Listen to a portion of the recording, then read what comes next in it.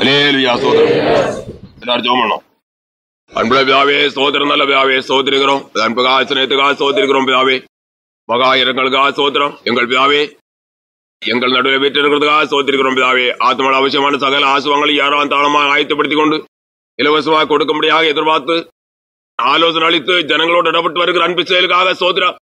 ஜனங்கள் நாளிலே உண்மை தரிசிக்கும்படியாக தங்கள் அவசியமான ஆசுவங்களை அடைந்து கொள்ளத்தக்கதாக உண்மை ஜனங்கள் எல்லாரும் கிருபை செய்யும்படியாக கெஞ்சுறோம் பிதாவே.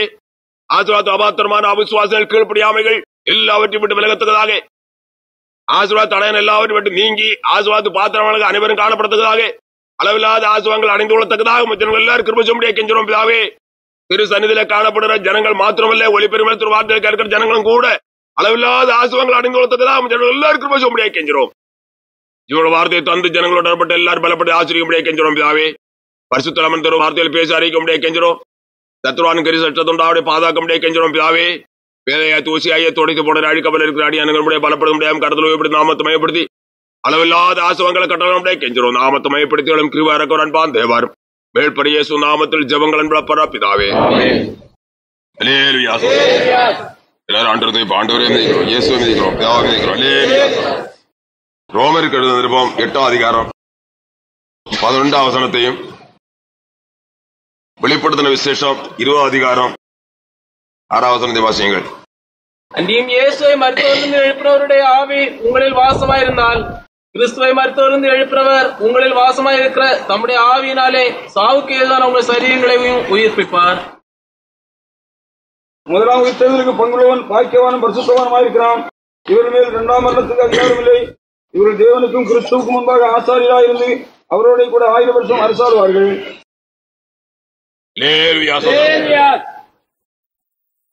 நாம் வேதத்துல படிக்கும் போது 2 உயிர்த்தெழுதலை குறித்து தெளிவாக சொல்லப்பட்டிருக்கிறதை அறிந்து கொள்ளலாம். 2 உயிர்த்தெழுதல், முதலாம் உயிர்த்தெழுதல், 2ஆம் உயிர்த்தெழுதல் என்பதாக. முதலாம் உயிர்த்தெழுதல் பரிசுத்தவான்களுக்கு உடையது, 2ஆம் உயிர்த்தெழுதல் பாவிகளுடையது. 2ஆம் உயிர்த்தெழுதலுக்கு ஆயத்தமான அனுபவத்தோடு யார் யார் காணப்படுகிறார்களோ அவர்கள் பயங்கரமான நியாய தீர்ப்புக்கு ஆளாவார்கள். நியாயத்துக்கு எதுவான பாவ கிரியலாகிய அவிசுவாசத்தின் கிரியலோடு கூட உலகத்தில் வாழ்ந்து கொண்டே இருக்கிறார்கள். ஆகினாலே 2ஆம் உயிர்த்தெழுதலுக்கு ஆயத்தமான அனுபவத்தோடு காணப்படுகிறவர்கள் அதிலிருந்து பூர்ணமான ஒரு விடுதலை அனுபவத்தை அடைந்து முதலாம் உயிர்த்தெழுதலிலே பங்கு பெறும் அனுபவத்தோடு காணப்பட வேண்டும் என்பது தேவனுடைய மாறாத தீர்மானமாகவே இருந்து கொண்டிருக்கிறது. ஒரு பாவியாவது கெட்டு போகிறதை தேவன் விரும்புகிறதே இல்லை. யாராகில் நியாயத்தீர்ப்பு எதுவான நிலைமையோடு உலகத்தில் வாழ்ந்து கொடிய நியாயத்தீர்ப்பு வரித்துக் கொண்டு நரகாக்கினியை சொந்தமாக்குறதை தேவன் ஒருபோதும் விரும்புகிறவர் அல்ல. நரகத்தின் வேதனை எவ்வளவு மகா பயங்கரம் என்பதை தேவன் அறிந்து மனுமக்களை அவிதமான நரக வேதனையிலிருந்து ரட்சித்து 2ஆம் மரணமாகிய நரகத்தில் அவர்களுக்கு எந்த விதமான தொடர்பும் அற்ற அனுபவத்தோடு உலகத்திலே மனுமக்கள் வாழ்ந்து பரலோக ராஜ்யத்துக்கு ஏற்ற ஆயத்தோடு உலகத்திலே ஜீவித்து முன்னேறும்படியாக தேவன் சித்தோடுவராக அதற்கென்று உலகத்தோடு பாடுபட்டு சகல ஆசுவாங்களையும் ஆயத்தோடு வைத்திருக்கிறார் என்பதாக நாம் தாராளமாக அறிந்து கொள்கிறோம். அல்லேலூயா. ஆகினாலே ஏராளமான ஜனங்கள் 2ஆம் உயிர்த்தெழுதலுக்கு ஏற்ற அனுபவத்தோடு அல்லது பாவ ஜீவத்தோடு காணப்பட்டவர்கள் அந்த அனுபவத்திலிருந்து அவிதமான கொடிய நாசத்தை எதுவான நிலைமையிலிருந்து விடுவிக்கப்பட்டார்கள். முதலாம் உயிர்த்தெழுதலிலே பங்கு வரும் அனுபவத்தோடு உலகத்தில் வாழ்ந்தார்கள், வாழ்ந்து கொண்டே இருக்கிறார்கள். அல்லேலூயா. முதலாம் உயிர்த்தெழுதலில் பங்குள்ளவன் எந்த அனுபவத்தோடு காணப்படுகிறான் என்று வசனம் சொல்கிறது என்றால் அவன் பாக்கியவானும் பரிசுத்தவானும் ஆயிருக்கிறான். அவன் பாக்கியவான். அது மாத்திரமல்ல, அவன் பரிசுத்தவான் ஆயிருக்கிறான். பரிசுத்தவான் பரிசுத்தம் அற்ற அனுபவத்தோடு உலகத்திலே காணப்படுகிற எவரும் முதலாம் உயிர்த்தெழுதலிலே பங்கு பெறுவது தகுதியற்றவனாக இருக்கிறான். யார் பூர்ணமான பரிசுத்தவான்களை சொந்தமாக்கிக் கொண்டு உலகத்தில் வாழ்கிறார்களோ அவர்களே முதலாம் உயிர்த்தெழுதலில் பங்குள்ளவர்களாக இருக்கிறார்கள். அவர்கள் பாக்கியவான்களாகவும் காணப்படுகிறார்கள் என்று வேதத்தில் நாம் வாசித்து அறிய கேட்டோம். முதலாவது வாசனம் சொல்லப்பட்டிருக்கிறது, அன்றியும் இயேசு மரித்தோரிலிருந்து எழுப்பவருடைய ஆவி உங்கள் வாசமாயிருந்தால். கிறிஸ்துவை மரித்தோரிலிருந்து எழுப்பினவர் உங்களில் வாசமாயிருக்கிற தம்முடைய ஆவினாலே சாவுக்கேதுவான உங்கள் சரீரங்களையும் உயிர்ப்பிப்பார். சாவுக்கேதுவான சரீரம், அழிவுக்கேதுவான சரீரம், இவ்விதமாக இந்த அழிவுக்கேதுவாக காணப்படுகிற அந்த சரீரத்தை தேவன் உயிர்ப்பிப்பார் என்று சொல்லப்பட்டிருக்கிறது. 2வது வசனத்திலே முதலாவது பங்குள்ளவன் பாக்கியவான் பரிசுத்தவானுமா இருக்கிறான், இவர்கள் மேல் 2ஆம் மரணத்துக்கு அதிகாரம் இல்லை. இவர்கள் தேவனின் கிறிஸ்து முன்பாக ஆசாரியராயிருந்து அவரோடு கூட 1000 வருஷம் அரசாழ்வார்கள் என்று சொல்லப்பட்டிருக்கிறது. அப்போது முதலாவது பங்குள்ளவன் பாக்கியவானும் பரிசுத்தவானுமா இருக்கிறான். 2ஆம் மரணமாய நரகத்துக்கு அவரிடத்துல எந்த விதமான அவகாசமும் இல்லை. அவ்விதமாக அழிவுக்குரிய எந்த நிலையிலிருந்தும் எந்த கேட்டிலிருந்தும் அவர்கள் பூர்ணமான விடுதலை பெற்றுக் கொண்டவர்கள். எந்த விதமான கேடோ அழிவோ பின்ன அவர்களை அணுகிறதில்லை. எந்த விதமான நரகாய்க்கு எதுவான எந்த கிரியாவற்றில் இல்லவே இல்லை என்பது. அவ்விதமாக பூர்ணமாக்கப்பட்ட பரிசுத்தவான்களாக உலகத்தில் வாழ்ந்தார்கள். ஒரு வகையான ஜனங்கள் இன்றைக்கு வாழ்ந்து கொண்டே இருக்கிறார்கள். அவர்கள் பரிசுத்தவான்கள், பாக்கியவான்களாக இருக்கிறார்கள். அது மாத்திரம் பரிசுத்தவான்களாகவும் காணப்படுகிறார்கள். தேவனுடைய பார்வையிலே அவர்கள் பரிசுத்தவான்களாக இருக்கிறார்கள். தேவனாய் கர்த்தர் என்னுடைய பரிசுத்தவான்களை என்னிடத்தில் கூட்டுங்கள் என்பார் என்று சொல்லப்பட்டிருக்கிறது. தேவனாய் கர்த்தர் பரிசுத்தவான்கள் என்று அழைக்க வேண்டுமானால் அதற்கேற்ற பரிசுத்தத்தை அவர்கள் அடைந்தவர்களாகவே காணப்பட வேண்டும். பூர்ணமான பரிசுத்தவாதி யார் சொந்தமாக்கவில்லையோ அவர்களை தேவன் பரிசுத்தவான் என்று அழைக்கிறதே இல்லை. அவர்கள் பரிசுத்தவான்களும் அல்ல. ஒருவேளை நான் ரட்சிக்கப்பட்டிருக்கிறேன் சொல்லிக் கொள்ளலாம், மூலிகை ஞானத்தை நான் பெற்றிருக்கிறேன் என்று சொல்லிக் கொள்ளலாம், தேவாவின் அபிஷேகம் கூட பெற்றிருக்கிறேன் சொல்லிக் கொள்ளலாம். அதே சமயத்தில் பூர்ணமான பரிசுத்தமாவதில் யாருடைய ஜீவத்தில் இல்லையோ அவர்கள் பரிசுத்தவான்கள் அல்ல. பாவம் யாருடைய ஜீவத்தில் காணப்படுகிறதோ அங்கே பரிசுத்தம் இல்லை. பாவம் இருக்கிற இடத்துல பரிசுத்தம் இராது, பரிசுத்தம் இருக்கிற இடத்துல பாவம் இருக்கிறது இல்லை. அல்லேலூயா. ஆகையினாலே பரிசுத்தவான்கள் யார் என்று அவருடைய ஜீவியமும் கிரியையும் சரியாக வெளிப்படுத்தக்கூடியதா இருக்கிறது. பரிசுத்தவானாக ஒரு மனுஷன் காணப்படுவானால் அவருடைய ஜீவியமும் கிரியையும் அந்த பரிசுத்தையே வெளிப்படுத்தி கொண்டிருக்கும். தேவன் அதை கவனித்து பார்த்துக் கொண்டே இருக்கிறார். பூர்ணமான பரிசுத்தவான்கள் யாருடைய ஜீவத்தில் காணப்படுகிறதோ அவர்களை என்னுடைய பரிசுத்தவான்கள் என்று தேவன் அழைப்பார். அல்லேலூயா. கடைசியாக நமது பரிசுத்தவான்கள் குறித்து தேவன் என்ன சொல்வார் என்று சொல்லப்பட்டிருக்கிறது? என்னுடைய பரிசுத்தவான்களை என்னிடத்தில் கூட்டுங்கள் என்பார். அல்லேலூயா. அவருடைய பரிசுத்தவான்கள் அவராலே பரிசுத்தமாக்கப்பட்டவர்கள், பூர்ணமான பரிசுத்தமாக சொந்தமாக்கிக் கொண்டவர்கள், அவருக்கேற்ற பரிசுத்தவான்களாகவே உலகத்திலே வாழ்கிறவர்கள். அல்லேலூயா. வேத புஸ்தகத்தை விசுவாசியாதபடி, வேத புஸ்தகத்தில் கர்த்தர் சொல்லி இருக்கிறான வார்த்தைகளை விசுவாசியாதபடி ஆதி கிறிஸ்தவர்கள் எவ்விதமான அனுபவத்தோடு உலகத்தில் வாழ்ந்தார்கள், ஜீவித்தார்கள் என்பதை குறித்து உணராமலும் விசுவாசியாமலும் காணப்படுகிறதுனாலே ஒரு கூட்ட ஜனங்கள் என்ன செய்கிறார்கள்? இன்னும் பரிசுத்த அனுபவத்தோடு இருந்து கொண்டே இருக்கிறார்கள். ரட்சிக்கப்பட்டவர் சொல்வார்கள், பெரிய அனுபவங்களை குறித்து பேசிக் கொள்வார்கள். தேவன் அவர்களை நடத்தினதான அனுபவங்களை குறித்து பெரிய அளவில் சொல்லிக் கொள்வார்கள். அதே சமயத்தில் அவருடைய ஜீவத்தை பார்த்தால் பரிசுத்தமே கிடையாது.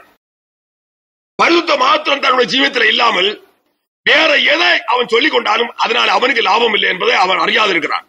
ஜீவத்தை பார்த்தால் பரிசுத்த அனுபவத்தோடு அவன் காணப்பட்டுக் கொண்டு தேவன் மிகவும் விசேஷமாக நடத்துகிறார் என்று அவன் சொன்னதினாலே அவனுக்கு லாபம் இல்லை.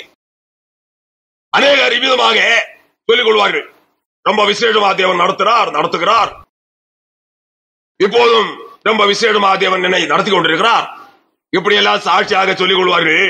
அதே சமயத்தில் ஜீவத்தை பார்க்கும் போது தேவன் அவனை பரிசுத்தவான் என்று அழைக்கிறதற்கு எந்த நிலையும் இல்லாதவனாகவே காணப்பட்டு கொண்டிருக்கிறான். இவ்விதமான அனுபவத்தோடு காணப்படுகிற எவனும் வேற என்னென்ன காரியங்கள் அவன் மேன்மையா பேசிக் கொண்டாலும் அவனுக்கு அது விசேஷம் அல்ல என்பதை குறித்து அவன் அறியாது இருக்கிறான். அல்லேலூயா. முதலாம் ஒருத்தர் பங்களவன் பாக்கியவானும் பரிசுத்தவானுமா இருக்கிறான். இவர்கள் மேல் 2ஆம் மரணத்துக்கு அதிகாரம் இல்லை. இவர்கள் தேவனுக்கும் கிறிஸ்து முன்பாக ஆசாரியராயிருந்து அவரோடு கூட 1000 வருஷம் அரசாளுவார்கள். முதலாம் உயிர்த்தெழுதல் பங்குள்ளவன் பாக்கியவானும் பரிசுத்தவானுமாயிருக்கிறான். அல்லேலூயா. இந்த உலகத்திலேயே 1000 வருஷம் கர்த்தராகிய கிறிஸ்து இயேசுவோடு கூட இருந்து அரசாளுவார்கள் என்று சொல்லப்பட்டிருக்கிறது. அல்லேலூயா. இந்த உலகத்திலே 1000 வருஷம் அரசாளுவார்கள். இந்த 1000 வருஷம் முடிந்ததுக்கு அப்புறம் தான் 2ஆம் உயிர்த்தெழுதல். முதலாம் உயிர்த்தெழுதல் நடந்து 1000 வருஷத்துக்கு அப்புறம் தான் 2ஆம் உயிர்த்தெழுதல் நடைபெறும். நேரத்துக்கு ஏதுவான அனுபவத்தோடு பாவத்திலே ஜீவித்து பாவத்திலே மாண்டு போன ஜனங்களுக்கு தான் 2ஆம் உயிர்த்தெழுதல். அப்படியே தான் கவனிக்க நான் முதலாக சொன்ன மாதிரி 1ஆம் உயிர்த்தெழுதல் 2ஆம் உயிர்த்தெழுதல். 1ஆம் உயிர்த்தெழுதலிலே முதற்பலனானவர் கிறிஸ்து. முதற்பலன் என்றால் முதலாவதாக உயிர்த்தெழுந்தவர் என்பதோட அதனுடைய கருத்து. இதற்கு என்னெல்லாமோ வியாக்கியானங்கள் உலகத்தில். சாத்தானுடைய வியாக்கியானங்கள் 7 உயிர்த்தெழுதல், அதற்கு அநேக சாத்தானுடைய வேத புஸ்தகத்துக்கு விரோதமான வியாக்கியானங்கள். முதற்பலன் அதுக்கு ஒரு வியாக்கியானம். முதற்பலன் யாருக்கு எல்லாருக்குமே தெரிஞ்ச விஷயம் தான். முதற்பலன் முதலாவதாக உயிர்த்தெழுதலே பங்கு பெற்றவர் என்பது, முதலாவதாக உயிர்த்தெழுந்தவர் என்பது முதற்பலன். அதனுடைய கருத்து. உலகத்திலே முதற்பலன் சொல்றது ஒரு விருட்சத்தினுடைய கனியை குறித்து முதற்பலன் சொல்ல வேண்டுமானால் முதலாவது பழுக்கிற பழம் என்பது.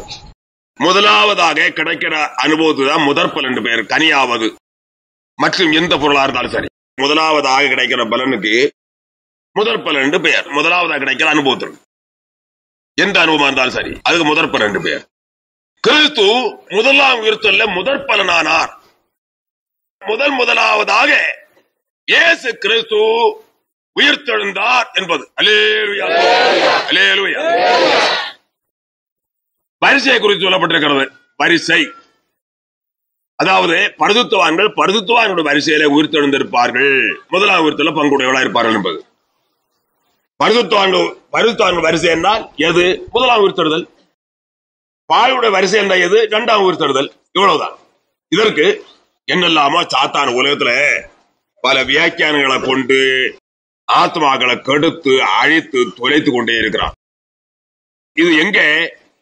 இந்த வியாக்கியானங்கள் எல்லாம் பரிசுத்தவான்கள் என்று சொல்ற சபையிலே, பரிசுத்தவான்கள் என்று சொல்லுற பெயர் பெற்ற சபையில தான் இவ்விதமாக பயங்கரமான சாத்தாவுடைய வியாக்கியானங்கள் உண்டாகிக்கொண்டே இருக்கிறது.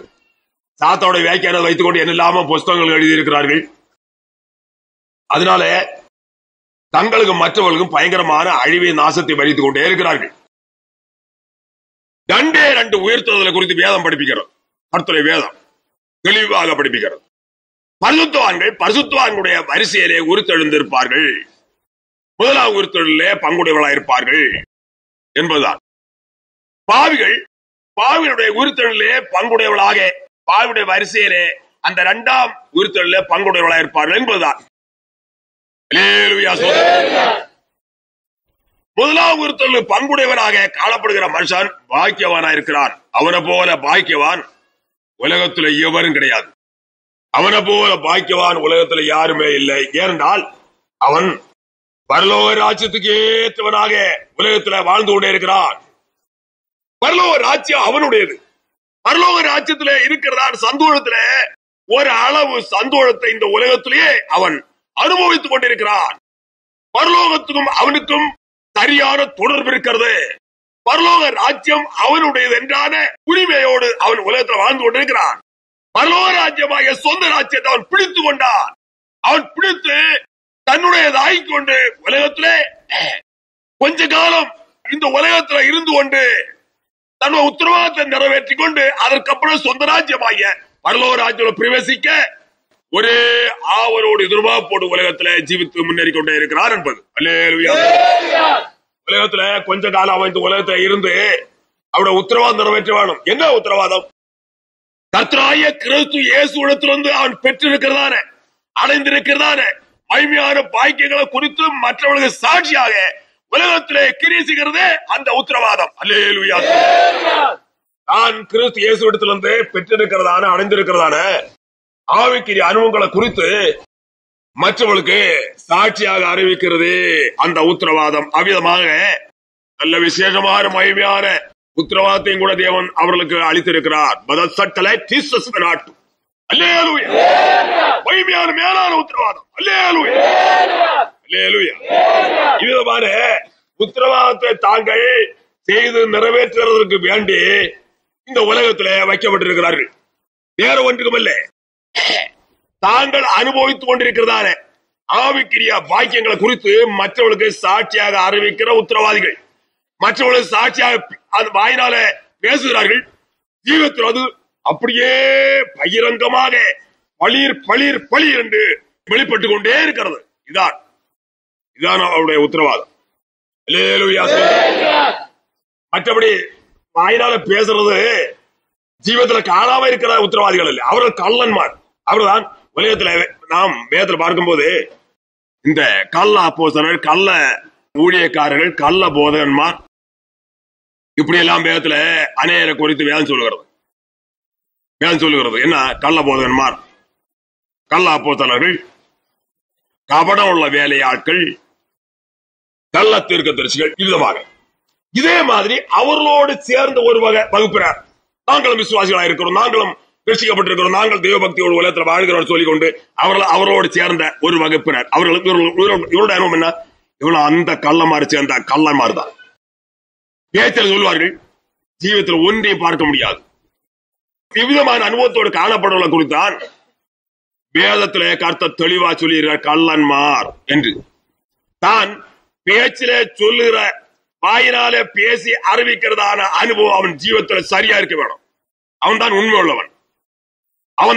உள்ளவன், கர்த்தருக்கு ஏற்றவன், கர்த்தருடையவன், தெய்வீக மனுஷன். அவன் தான் ஆவிக்கிறவன், தெய்வ பக்தியோடு உலகத்தில் வாழ்கிறவன். அல்லேலூயா. மற்றும் பேச்சளவுல மாத்திரம் வெளிப்படுத்தி நடக்க பயங்கர கள்ளன்மார் இப்படி உலகத்தில் கிடக்கிறார்கள். கள்ளன்மார் பேச்சில மாத்திரம், பேச்சில நன்றாய் பேசுவார்கள். கேட்கிற ஆட்களுக்கு, சாதாரண ஒரு வகுப்பினருக்கு அது கேட்கும் போது ஒரு சரியான ஒரு வியப்பு வந்துடும். வியக்கத்தக்க அளவில் தட்டி விடுவார்கள்.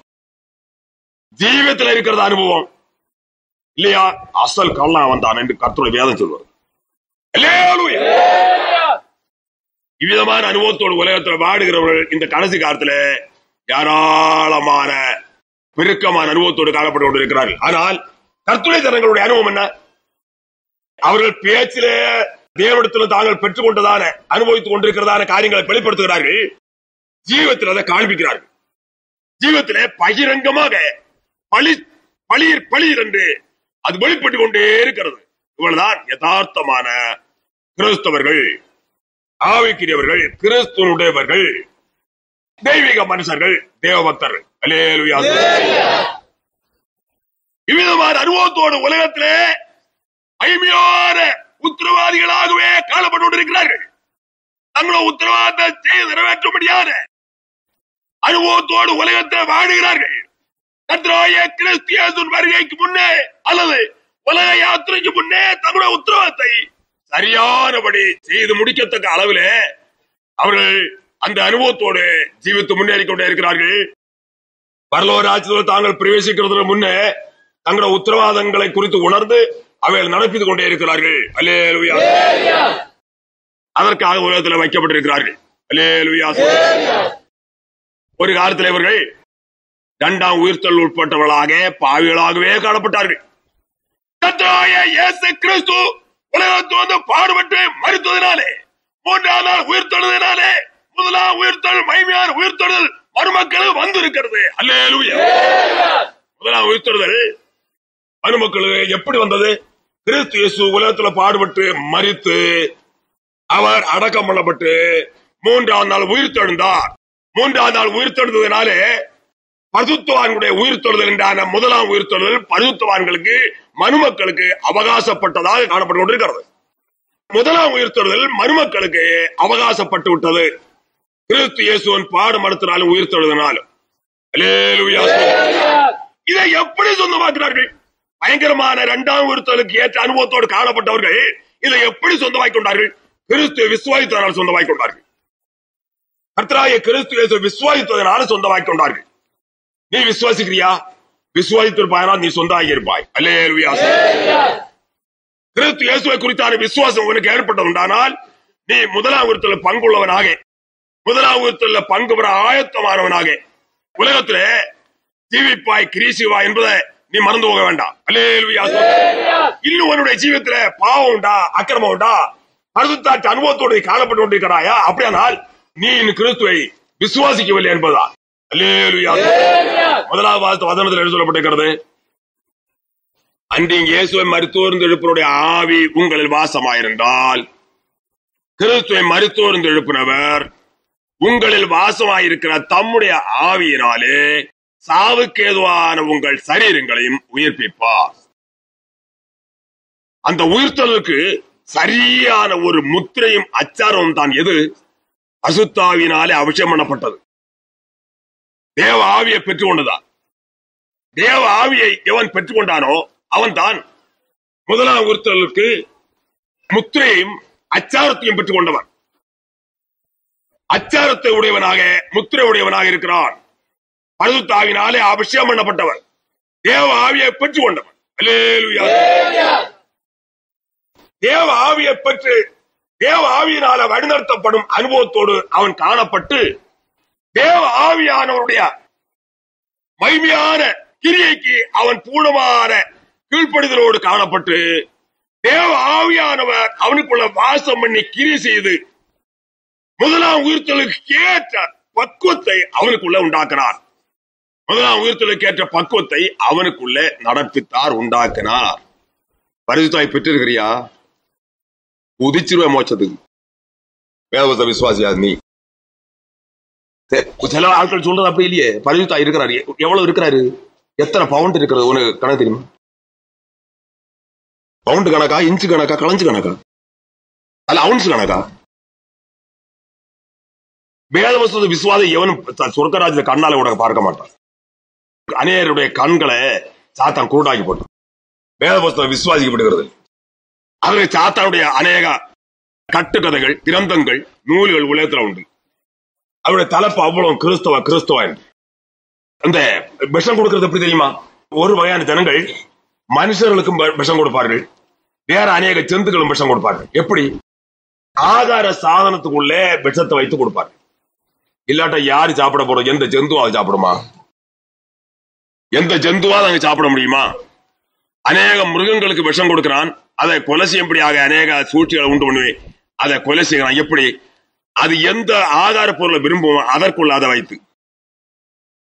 அதே மாதிரி பழத்துக்குள்ள வைத்து அநேக பட்சி பறவைகளுக்கு கொடுக்கிறான், அநேக ஜீவராஜிகளுக்கு கொடுக்கிறான். மனுஷனுக்கு ஆகார பொருளுக்குள்ள விஷத்தை வைத்து கொடுக்கிறான் மனுஷன். இதே மாதிரி சாத்தா என்ன செய்யறது தெரியுமா? வேத புஸ்தகம் எடுத்து காண்பித்து கிறிஸ்தவ ஜீவியம், கிறிஸ்தவ அனுபவம் என்று சொல்லி, கிறிஸ்தவ உபதேசம் என்று சொல்லி, கிறிஸ்தவ வாழ்க்கைக்குரிய நூல், இப்படி அநேக கிறிஸ்தவ கிறிஸ்தவ என்று.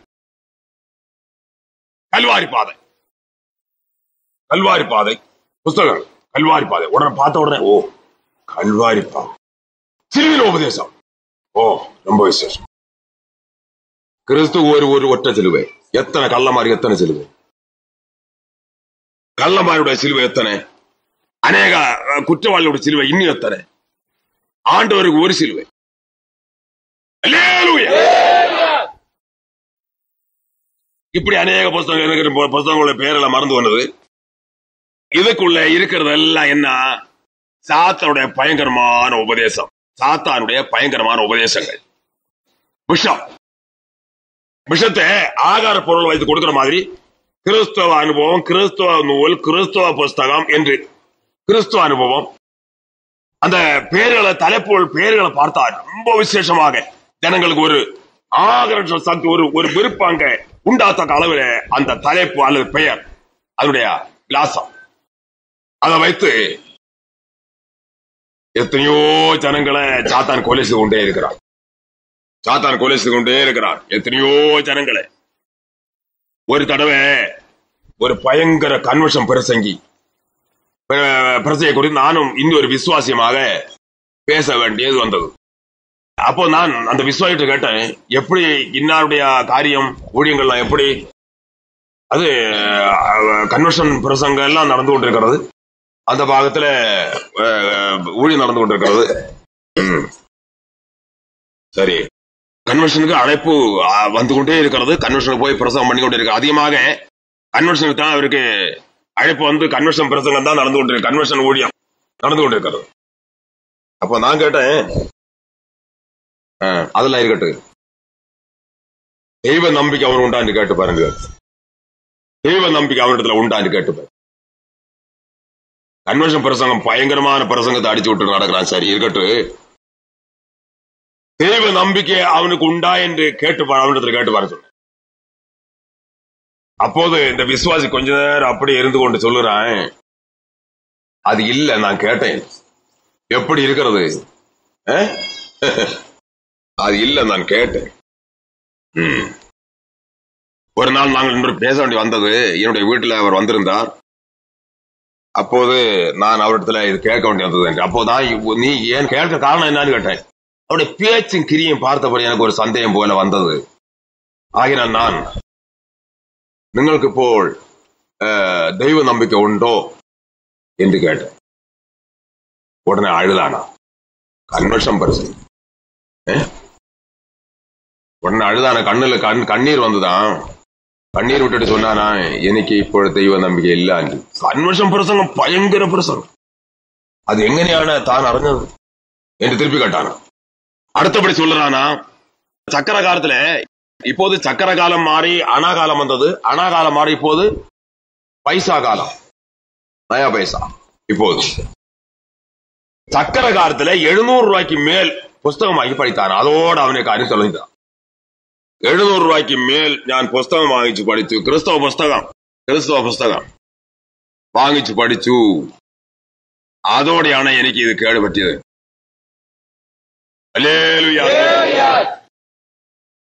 பாருங்கள், கன்வென்ஷன் பிரசங்க கொண்டு புஸ்தகங்கள் நிறுத்துற இடம் கிறிஸ்தவ புஸ்தகம். விலாசங்கள், அவருடைய அட்ரஸ் எல்லாம் பார்த்தா எவனும் வாங்கி படிக்காம இருக்க முடியாது. அப்படி இருக்கு அதனுடைய அட்ரஸ், அதனுடைய விலாசம். அது வாங்கி படித்தது நிமித்தம் அவனை கொண்டு நிறுத்தி இருக்கிறது தெய்வ நம்பிக்கை இல்லாத ஒரு ஸ்தானத்துல. ஆனால் பிறகு பின்னும் கன்வென்ஷன் பிரசங்க பயங்கர பிரசங்க. Kamarantinganis painkanato frankatis pai paranu.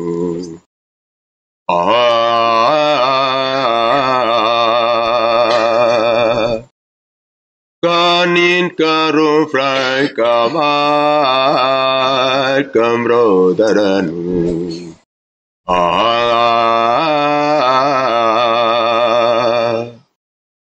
Kandungkal tadanasvenai kamrodanudasu.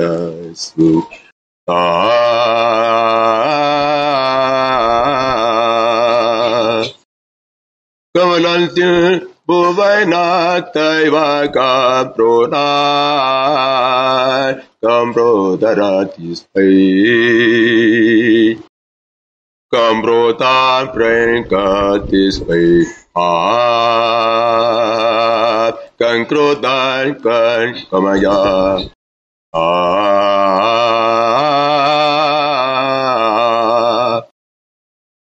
Kamrodan kamantis penatayam pro. Kamatis paya. Brodaya munaya daspai kantonai. Brodaya proya kamrotis pai kamrodan prodai paispo kamara tuyanaltil kamal taspainadam proda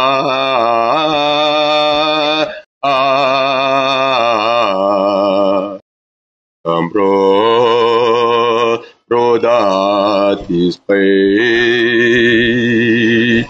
Kamrodan kai kanatis pai kat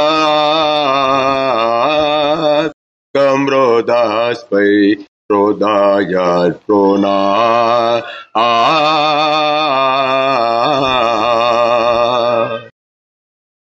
Oral tilkana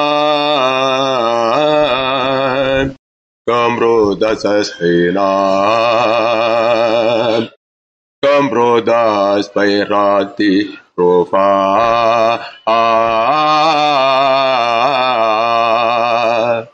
Alleluia Alleluia இதற்கு ஏக காரணம் ஒன்று என்ன தெரியுமா? அந்த மனுஷன் பரிசுத்தாயை பற்றி நம்பிக்கை கிடையாது. அவன் பயங்கர பிரசங்கி. பரிசுத்தாயை குறித்து அவருக்கு நம்பிக்கை கிடையாது. ஒரு காரணம் அது, ஒரு ஏக காரணம் அது. ஏன் சொல்லுறேன் என்றால், நான் ஒரு காலத்துல ரட்சிக்கப்படுகிறது முன்னே பயங்கரமான இந்துவா இருந்தவன். ரட்சிக்கப்பட்ட பிறகு எல்லா புஸ்தகங்களும் கிறிஸ்துவ புஸ்தகம் சொல்றது எல்லாம் ரொம்ப விசேஷமான நல்லது என்று எண்ண உடையவனா காணப்பட்டவன். ஆவிக்கிறவள் ரட்சிக்கப்பட்டவள் பரிசுத்தவான் என்றால் எல்லாரும் ஒன்று போல மிகவும் விசேஷமான அனுபவத்தோடு பரலோகத்தோட தூதன்மாரை போல இருப்பார்கள் என்று அக்காலத்தில் நான் நம்புறவன். அப்படி அந்த காலங்கள் கழிந்து போய் கொண்டிருக்கவே அநேக புஸ்தகங்களை படிக்கிறதுக்கு நான் வாஞ்ச உள்ளவனா காணப்பட்டு புஸ்தகங்களை திறந்து படித்த உடனே எனக்கு பரிசுத்த ஆவியானவர் தடுத்து அதை படிக்காம வைத்தார். என்ன அல்லேலூயா அல்லேலூயா. எத்தனை புஸ்தகங்கள் பரிசுத்த ஆவியானவர் தடுத்தார். படிக்காதே படிக்காதே. வேத புஸ்தகம் மாத்திரம் படிக்கிறதற்கு பரிசுத்த ஆவியானவருக்கு அனுகூலமா இருந்தார். படித்து தந்து கொண்டே இருந்தார். வேத புஸ்தகம் போக அநேக புஸ்தகங்களை நான் படிக்கிறதுக்கு எடுத்து கொஞ்சம் வாசிக்க ஆரம்பித்த உடனே பரிசுத்த தடுப்பார். படிக்காதே படிக்காதே படிக்காதே. நான் அமிதமாக பரிசுத்த ஆவியினாலே பாதுகாக்கப்பட்டும் வழிநடத்தப்பட்டும் கூட வந்தவன். அல்லேலூயா. என்னோடு கூட ஊழியம் செய்கிற ஒரு ஊழியக்காரன் ஒரு காலத்துல பைபிள் ஸ்டடி படித்தவன். நானும் அவனும் ஒரே ஐக்கியத்தில் வருகிறதுக்கு முன்னே அவனுக்கு வேண்டி நான் ஜெபம் பண்ணி கொண்டிருக்கும் போது கர்த்தர் எனக்கு சொன்னது, அது நான் வார்த்தை அப்படியே சொல்ல எனக்கு போது ஞாபகம் இல்லை. அந்த விஷயம் அவன் சத்தியத்துக்கு விரோதமான பொய்யினால் நிறைக்கப்பட்டிருக்கிறார். அந்த பொய்யை ரொம்ப விசேஷமான மேலான உபதேசம் என்று ஜனங்களுக்கு போதிக்கிறார். அப்போ நான் அவரிடத்துல கேட்டேன், இப்படி ஆண்டவர் சொன்னார் என்னன்னு கேட்டேன். அப்போது அவன் சொன்னான், இது எனக்கு பல தடவை ஆவியானவர் உணர்த்தி காட்டுனதுதான். இவ்விதமாக உலகத்துல அநேகர் கெட்டு போய்கொண்டே இருக்கிறதுக்கு ஒரு காரணம் என்ன தெரியுமா? பரிசுத்தாவினால வழிநடத்தப்படாததே. பரிசுத்தாவினால வழிநடத்தப்படாத எவரும் சாத்தானுடைய வஞ்சகத்துக்கு தப்பா.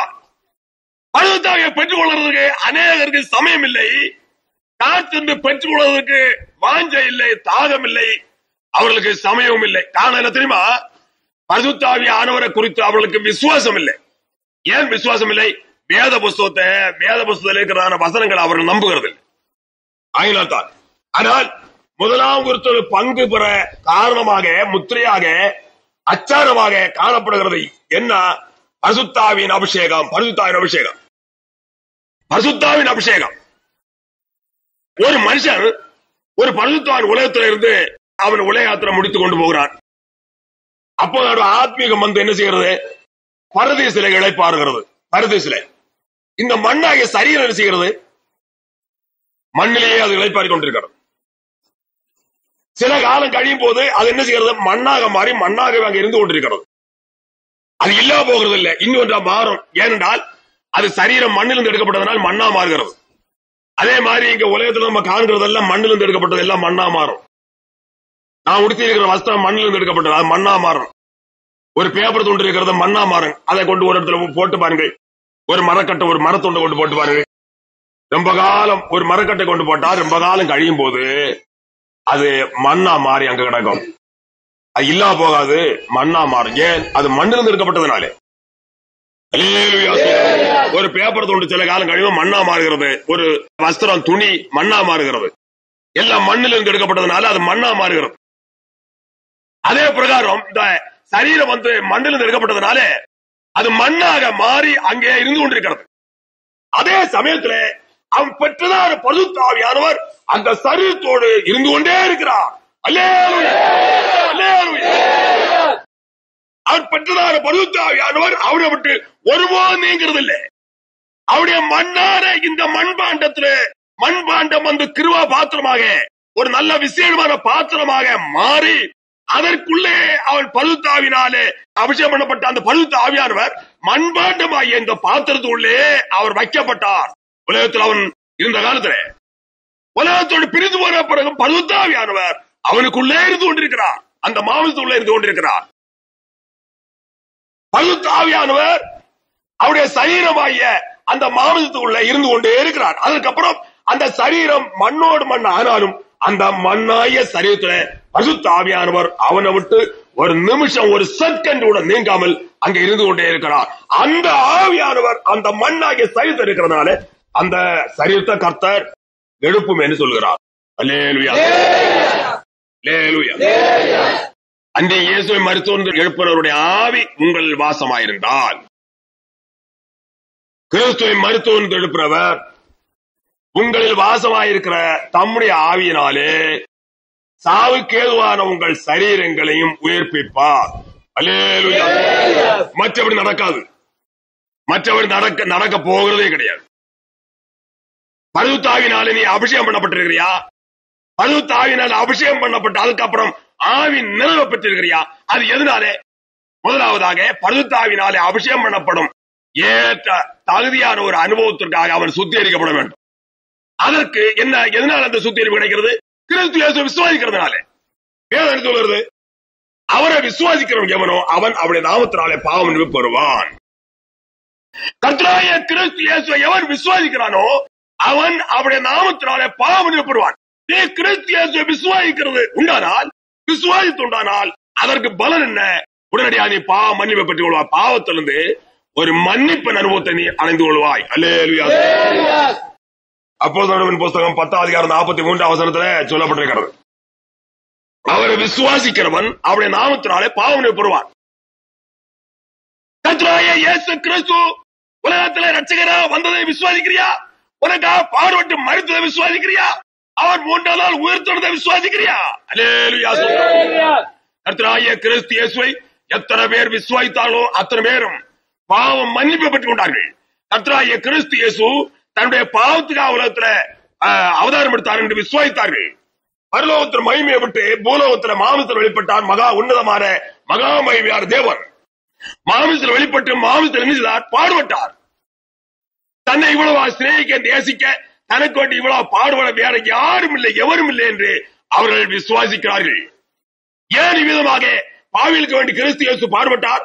பாவியின் மேல் வைத்த அன்பு அவ்வளவு பெரிசாக எல்லையில்லாத அன்பாக காணப்பட்டதனாலே, எல்லையில்லாத அன்பை பாவியல் மேல் வைத்ததனாலே பாவியல் இந்த கொடிய நேரத்துடன் சொந்தமாக்கிக் கொள்ளாதபடி, நரகாக்கிரே சொந்தமாக்கிக் கொள்ளாதபடி, நரகத்தின் வேதனை 5 நிமிஷம் வேதனையாவது மறுபடியும் சகிக்க முடியாது, அவளுக்கு கொடிய வேதனை அவன் அடையாது இருக்கும்படியாக அவன் மேல் அவர் அளவில்லாத அன்பை வைத்ததினாலே, அளவில்லாத இரக்கத்தையும் உருக்கத்தையும் சிநேகத்தையும் அன்புடையவராக மண்மக்கள் மேல் பாவியல் மேல் அவர் காணப்பட்டதினாலே என்ன செய்தார்? பாவியலுக்காக பாடுபட்டார். இவ்வளவாக மனுஷன் நேசிக்க சிநேகிக்க வேற எவரும் கிடையாது. உலகத்துல யாருமே இவ்வளவாக மனுஷனை சிநேகிக்க யாருமே இல்லை, எவருமே இல்லை, எவராலும் முடியாது, எவராலும் முடியாது. இதை அறிந்து கொள்கிறார்கள். கர்த்தராகிய இயேசு கிறிஸ்து என்னுடைய பாவங்களுக்காக இவ்வளவாக பாடுபட்டார், என்னை ரட்சிக்க முடியாது, என்னுடைய பாவங்களை மன்னிக்க முடியாது, என்னை ரட்சிக்க முடியாது, இவ்வளவாக பாடுபட்டார் என்று விசுவாசிக்கிறார்கள். என்ன செய்கிறார்கள்? கண்ணீரோடு தங்களுடைய பாவங்களை அறிக்கை பண்ணுகிறார்கள். இவ்வளவாக நேசித்த ஆண்டவரை நான் இன்னி விட்டு சாத்தான நேசித்து பிசாசை சிநேகித்து பிசாசை பின்பற்றுவேனானால் நான் உலகத்தில் மனுஷியாக ஜென்மமடுத்தினால் லாபம் இல்லை என்று அறிகிறார்கள், உணர்கிறார்கள். இவ்வளவாக என்னை நேசித்து எனக்காக பாடுபட்டு ஜீவனை கொடுத்தான் ஆண்டவரை விட்டு நான் இன்னும் தூரம் போவேன், ஆனால் அதுபோல சாபம் வேற இல்லை என்பதை குறித்து அறிந்து கொள்கிறார்கள். வேதம் என்ன சொல்றது? இயேசு கிறிஸ்துவிடத்திலே ஒருவன் அன்பு கூறாமல் போனால் அவன் சபிக்கப்பட்டவனாயிரு கடவன் கர்த்தர் வருகிறார். இவ்விதமாக நேசித்து சிநேகித்து பாடுபட்டதான இயேசு கிறிஸ்துவை விட்டு இன்னும் அவன் தூரம் போவானால், அவனை நேசிக்க சிநேகிக்க அவன் மனமற்ற உலகத்தில் காணப்படுவானால் அது சாபத்துக்கு ஏதுவான ஒரு காரியம் கூட என்று அவன் அறிய வேணும். அவன் சாவத்து மேல் சாவத்தை கூட்டுகிறதாக அதை அவன் அறிந்து கொள்கிறான், உணர்ந்து கொள்கிறான். இவ்வளவாக என்ன சிநேகிக்க நேசிக்க உலகத்தில் எவருமே கிடையாது என்பதை அவன் அறிந்து கொள்கிறான், உணர்ந்து கொள்கிறான். ஆகிய என்ன செய்கிறான்? இனி அவரையே சிநேகிக்க வேண்டிய என்றான தீர்மானத்து வந்து விடுகிறான். அவன் நம்மிடத்திலே முந்தி அன்பு கூர்ந்தார். முந்தி அவர் நம்மிடத்தில் அன்பு கூர்ந்தபடினா நாமும் அன்பு கூறுகிறோம் என்று வேதம் சொல்கிறது. இவ்விதமாக முந்தி அவர் நம்மிடத்தில் அன்பு கூர்ந்தார், நம்ம சிநேகித்தார், நேசித்தார். ஆகினாலே நாமும் அவரிடத்தில் அன்பு கூற கடன்பட்டவர்களாயிருக்கிறோம், கடனாளிகளாயிருக்கிறோம் என்பதை குறித்து அவர்கள் அறிந்து கொண்டார்கள். அவருக்கு விரோதமாக அவருக்கு துக்கத்தையும் மனஸ்தாபத்தையும் உண்டாக்கும் கிரியாகிய பாவ கிரிகளை, பாவ ஜீவத்தை உடனே விட்டு விலக ஆரம்பிக்கிறார்கள். உடனே அவரை நோக்கி என்ன செய்கிறார்கள்? கண்ணீரோடு பாவ அறிக்கையோடு அவரை நோக்கி வேண்டல் செய்கிறார்கள். கண்ணீரோடு பாவ அறிக்கையோடு அவரை தேடுகிறார்கள். கண்ணீரோடு பாவ அறிக்கையோடு அவரை நோக்கி விண்ணப்பம் பண்ணுகிறார்கள். கண்ணீரோடு பாவ அறிக்கையோடு அவரை நோக்கி கெஞ்சுகிறார்கள். உடனடியாக கர்த்தராகிய கிறிஸ்து இயேசு அவளை சந்திக்கிறார், அவருடைய பாவங்களை மன்னிக்கிறார். அல்லேலூயா. எத்தனை பேர் விசுவாசித்தார்களோ அத்தனை பேரும் பாவம் பெற்றார்கள். அதான் அடையாளம். எவன் விசுவாசிக்கவில்லையோ அவனுடைய பாவத்துக்கு மன்னிப்பு இன்னும் பெற்றுக் கொள்வதற்கு இடம் இல்லை. பாவ மன்னிப்பு அவன் பெற்றுக்கொள்ளாத காரணம் என்ன? கிறிஸ்து இயேசு குறித்து அவன் விசுவாசம் இல்லை, அவ்வளவுதான். அடுத்தபடியாக என்ன சொல்லப்பட்டிருக்கிறது? உங்கள் விசுவாசத்தின் பலனாகிய ஆத்ம ரட்சிப்பு அடைகிறீர்கள். அவரை எவன் விசுவாசிக்கிறானோ ஆத்ம ரட்சிப்பு பாவத்திலிருந்து பூர்ணமான ஒரு விடுதலை அனுபவத்தை அடைந்து கொள்கிறார்கள். விசுவாசத்தினால் வருகிற அனுபவங்கள் இவைகள். 1:1 வாசிக்கும் போது அங்கு தெளிவாக சொல்லப்பட்டிருக்கிறது. உங்கள் விசுவாசத்தின் பலனாகிய ஆத்ம ரட்சிப்பை அடைகிறீர்கள். அல்லேலூயா. கர்த்தராகிய இயேசு கிறிஸ்துவை யார் விசுவாசிக்கிறார்கள் அதன் பலனாகிய ஆத்ம ரட்சிப்பு அடைவார்கள். விசுவாசத்தின் பலன் என்ன? ஆத்ம ரட்சிப்பு அல்லது பாவத்திலிருந்து பூர்ணமான ஒரு விடுதலை அனுபவம். அல்லேலூயா. இதெல்லாம் எதற்காக? பரிசுத்தாவின் அபிஷேகத்தை பெற்றுக் கொள்வதற்கு ஏற்ற ஒரு பாத்திரமாக மாறும்படியாக. பரிசுத்தாவின் அபிஷேகத்தை பெற்றுக்கொள்ள ஒரு சரியான பாத்திரமாக, சுத்திகரிக்கப்பட்ட பாத்திரமாக, ஒரு புது பாத்திரமாக மாறும்படியாக இந்த அனுபவங்கள் அறிந்து கொள்கிறார்கள். புது பாத்திரமாக மாறும்படியாக, பரிசுத்தாவின் அபிஷேகத்தை பெற்றுக் கொள்வதற்கு ஏற்ற ஒரு அனுபவமாகிய பாத்திரமாக மாறும்படியாக. பரிசுத்தாவின் அபிஷேகத்தை பெற்று அல்லாமல் ஆவிக்கிறவர்களாக, தெய்வீக மனுஷனாக உலகத்தில் வாழவே முடியாது. அதற்கு ஒரு சுத்திகரிப்பு, ஒரு புது அனுபவமாகிய இந்த அனுபவத்தை பெற்றுக் கொள்கிறார்கள். அதான் பாவ மன்னிப்பு, ரட்சிப்பு என்று சொல்லுற இந்த 2 வார்த்தையிலேயே அடங்கி இருக்கிற அனுபவங்கள். பழைய பாவத்திலிருந்து பூர்ணமான விடுதலை அனுபவத்தை அடைந்து ஒரு புது சட்டி என்றான அனுபவத்தை பெற்றுக் கொள்கிறார்கள். அடுத்தபடியாக என்ன செய்கிறார்கள்? பரிசுத்த அனுபவத்தை பெற்றுக் கொள்கிறார்கள். கர்த்தராகிய இயேசு கிறிஸ்து இரட்சகராக உயர்ந்த காலத்தில் தமது சீஷமாரை அதற்கென்று பக்குவப்படுத்தி தகுதிப்படுத்தி வைத்துக் கொண்டு அடுத்தபடி என்ன சொன்னார்? நீங்கள் பரிசுத்த ஆவியின் அபிஷேகத்தை பெற்றுக் கொள்வது காத்திருங்கள் என்று கட்டளை கொடுத்து கொண்டு பரலோக ராஜ்யத்துக்கு போனார். அவர் பரிசுத்த அபிஷேகத்தை பெற்றுக் கொள்வதற்கு உன்னதன் பலன் தரிப்பிக்கப்படும் வரையிலும் எருசலேம் நகரத்தில் காத்திருங்கள் என்று கட்டளை கொடுத்தார். அந்த கட்டளையின்படி அவர் என்ன செய்தார்கள்? காத்திருந்தார்கள். பரிசுத்த ஆவியினாலே அபிஷேகம் பண்ணப்பட்டார்கள். பரிசுத்த ஆவியினாலே அபிஷேகம் பண்ணப்பட்ட அனுபவத்தை அடைந்தார்கள். முதலாவதாக பரிசுத்த ஆவியினாலே ஒரு மனுஷன் அபிஷேகம் பண்ணப்படுகிறான் என்பதற்கு அடையாளம் தான் என்ன? வெளிப்படையான அடையாளம் என்ன? அந்நிய பாஷை என்பது. வெளிப்படையான அடையாளம் அந்நிய பாஷை, சரீர அசைவு. பரிசுத்த ஆவியானவர் ஒரு மனுஷனுடைய வாசம் பண்ணி அவர் கிரியை செய்யும் போது அவருடைய சரீரத்துக்கு ஒரு அசைவு ஏற்படும். அதற்கப்புறம் அக்கினிமயமான நாவுகள், பிரிந்திருக்கும் நாவுகள் அவர்களுக்கு காணப்பட்டு அந்நிய பாஷையில பேச ஆரம்பிப்பார்கள். பரிசுத்த ஆவியின் அபிஷேகம் எங்கெல்லாம் எந்தெந்த இடத்துல எல்லாம் ஊற்றப்பட்டதா நாம் வேதவசனம் படிக்கிறோமோ அங்கே எல்லாம் அதற்கு அடையாளமாக, வெளிப்படையான அடையாளமாக காணப்பட்டது அந்நிய பாஷையும் சரீர அசைவும். சரீர அசைவு என்று சொல்லும் போது காற்று ஒப்பிட்டு சொல்லப்பட்டிருக்கிற பரிசுத்த ஆவியானவர் குறித்து காற்று ஒப்பிட்டு சொல்கிறார். காற்று அடிக்கும் போது மரம் சில அசைகிறது, அதனால காற்று ஒப்பிட்டு சொல்லப்பட்டிருக்கிறது. அப்போது பரிசுத்த ஆவியானவர் ஒரு மனுஷனுக்குள்ள கிரியை செய்யும் போது அவனுடைய சரீரத்துக்கு அசைவு ஏற்படும். அக்கினிமயமான நாவுகள், பிரிந்திருக்கும் நாவு, அக்கினிமயமாக நாவுகள், பிரிந்திருக்கும் நாவுகள், அதாவது தாய் பாஷை, சொந்த பாஷை, தான் படித்ததான அறிந்தான பாஷை பேசுகிற அந்த தன்மையிலிருந்து நாவு பிரிக்கப்பட்டு அந்நிய பாஷை பேசப்படும் அனுபவத்துக்காக திருப்பப்படும் நாவு என்பது. அல்லேலூயா. அடுத்தபடி என்ன சொல்லுகிறார்? மழைக்கு ஒப்பிட்டு சொல்லுகிறார் பரிசுத்த ஆவியானவரே. மழைக்கு ஒப்பிட்டு சொல்லுகிறார் பரிசுத்த ஆவியானவர். காத்திருந்து ஜெபம் எடுக்கிற இடத்துல சாதாரணமாக மழை எப்படி பெய்கிறதோ அதே மாதிரி ஆரம்பிக்கிறது. கொஞ்சம் பெய்து பெருக்கமான அளவில் மழை பெய்கிறது. அதே மழை மாறுகிற சமயத்தில் அப்படியே குறைந்து அப்படியே மாறுது. அதே அனுபவத்தோடு பரிசுத்த ஆவியானவர் கிரியை என்பது. அல்லேலூயா. அல்லேலூயா. 10 பேரோ 50 பேரோ 100 பேரோ 1000 பேரோ காத்திருந்து ஜெபம் பண்ணி கொண்டிருக்கிற இடத்துல ஆவியானவர் கிரியும் போது ஆரம்பத்தில் இப்படித்தான் நடைபெறுகிற கிரியை. மழை ஆரம்பிக்கிற மாதிரி, மழை ஆரம்பத்தில் எப்படி பெய்கிறது அதே மாதிரி பெய்து ஒரு சரியான ஒரு பெரிய மழை ஆகும். அதுக்கப்புறம் அந்த மழை நிற்கிறதுக்கு முன்னே என்ன வருகிறது, அதே மாதிரி கொஞ்சம் நின்று குறைபட்டு அப்படியே நிற்கிறது. அதே மாதிரிதான் பரிசுத்த கிரியை நடைபெறும். ஆகினால அக்கினிக்கும் மழைக்கும் காற்றுக்கு ஒப்பிட்டு பரிசுத்த ஆவியானவரை குறித்து வேதத்துல சொல்லப்பட்டிருக்கிறது. வெளிப்படையான அடையாளம் ஒன்று சரீர அசைவு, அந்நிய பாஷை. அந்நிய பாஷையும் சரீர அசைவும் தான். ஆனால் இதோடு நின்று போகிறது இல்லை. அதற்கப்புறம் இன்னும் அதிகமான ஆவின் நிறைவை என்ன செய்கிறார்? மனிதனுக்கு அளிக்கிறார். விசுவாசத்தினாலே மனுஷன் என்ன செய்கிறார்? நீதிமான் என்ற அனுபவத்தை அடைந்து கொள்கிறார். ரோமர் கடிதம் 5:1 வாசிக்கும் போது கிறிஸ்து இயேசு விசுவாசிக்கிறதுனால நீதிமான் என்ற அனுபவத்தை அடைந்து கொள்கிறார். நாம் விசுவாசத்தினால் நீதிமான்கள் ஆக்கப்பட்டிருக்கிறபடியால் கர்த்தராகிய இயேசு கிறிஸ்து மூலமாய் தேவனிடத்திலே சமாதானம் பெற்றிருக்கிறோம். அல்லேலூயா. விசுவாசத்தினால் நீதிமான் என்ற அனுபவத்தை அடைந்து கொள்கிறார். அப்போது விசுவாசத்தினாலே பாவமன்னிப்பை பெற்றுக் கொள்கிறார். விசுவாசத்தினாலே ரட்சிப்பை பெற்றுக் கொள்கிறார். பாவத்திலிருந்து பூர்ணமான விடுதலை பெற்றுக் கொள்கிறார். விசுவாசத்தினால் நீதிமானாக அனுபவத்தை அடைந்து கொள்கிறார். விசுவாசத்தினால் என்ன செய்கிறார்? பரிசுத்த அபிஷேகத்தை பெற்றுக் கொள்கிறார். விசுவாசத்தினாலே 2:4 வாசிக்கும் போது அங்க என்ன சொல்லப்பட்டிருக்கிறது?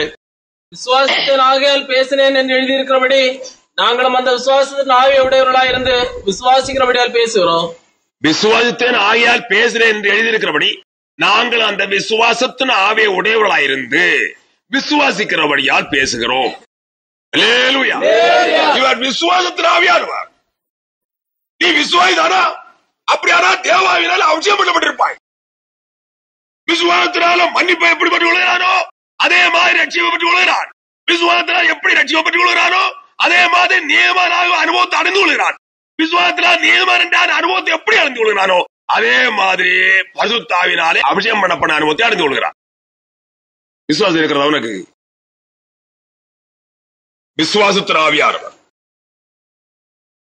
ஆல்சேவில் காணப்பட்ட கிறிஸ்தவர்கள் அல்லது தேவனுடைய ஜனங்கள் இவ்விதமான அனுபவத்தை அடைந்து கொண்டார்கள். பரிசுத்த ஆவியினாலே அபிஷேகம் பண்ணப்பட்டார்கள். அதற்கப்புறம் ஆவியின் நிறைவை அதிகமாய் பெற்று தாங்கள் உலகத்திலே தேவனுக்கு பிரியமாய் எப்படி வாழ வேண்டும் என்று தேவன் விரும்புகிறாரோ அதற்கேற்ற பலன் உண்டாகத்தக்கதாக ஆவியின் நிறைவை தேவன் அளிக்கிறார். சும்மா சில அந்நிய பாஷையும் பேசிக்கொண்டு நடக்கிறதுனாலும் போதாது. சில ஆள்கள் சில அந்நிய பாஷை மாத்திரம் பேசிக்கொண்டு அதற்கப்புறம் ஒன்றி இல்லை. அப்படிப்பட்டவளும் முதலாம் ஒருத்தர்ல பங்கு பெற மாட்டார்கள். அந்நிய பாஷையை பார்த்தால் அது ஒரு உயிர் உடையாது. அவ்வளவு தூரம் ஆவியின் நிறைவு குறைந்த அளவில் அவர்களுக்குள்ள இருக்கிறது என்பதனுடைய அர்த்தம். அந்நிய பாஷையை பார்த்தால் அந்நிய பாஷை ஒரு துப்புரவான பாஷையாகவும் காணப்பட முடியாது. அந்நிய பாஷையில ஒரு தெளிவான பாஷையாயிராது. இது எல்லாவற்றும் காரணம் தெரியுமா? அவருடைய ஆவியின் நிறைவு அவ்வளவு குறைந்த அனுபவத்தில் இருக்கிறதுனால இது ஒன்று கொண்டு போக முடியாது. ஏன்? அவன் ஜீவத்தில் ஜெயம் இல்லை என்பது. ஆவியின் நிறைவை அளவில்லாமல் பெற்றுக் கொள்ளாவிட்டால் ஜீவத்தில் ஜெயம் கிடையாது. தெய்வ வல்லமை பெற்றுக் கொள்கிறது. ஒரு தெய்வீக வல்லமை பெற்றுக் கொண்டாரா தெய்வீக வல்லமை அவனுக்குள்ள இருக்கிறது. தீய சக்தியை சாத்தான வல்லமை அவன் பக்கத்துல போக முடியாது. அவன் தீய சக்தியிலிருந்து சாத்தான வல்லமையிலிருந்து பூர்ணமாக விடுவிக்கப்பட்டு சுத்திகரிப்பு அடைந்து தெய்வீக வல்லமையினால் நிறைக்கப்பட்டவன். தெய்வீக வல்லமை அவனை ஆள் கொண்டு நடத்தி கொண்டே இருக்கிறது. அவருடைய மாமிசம் கூட அவன் நடத்துறதில்லை.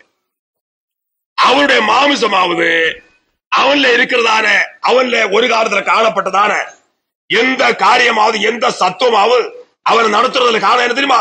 எந்த சத்துவம் அவனுக்கு கிடையாது. சுயமன்றான நிலைமையை கூட அவன் மருத்துவனா இருக்கிறான்.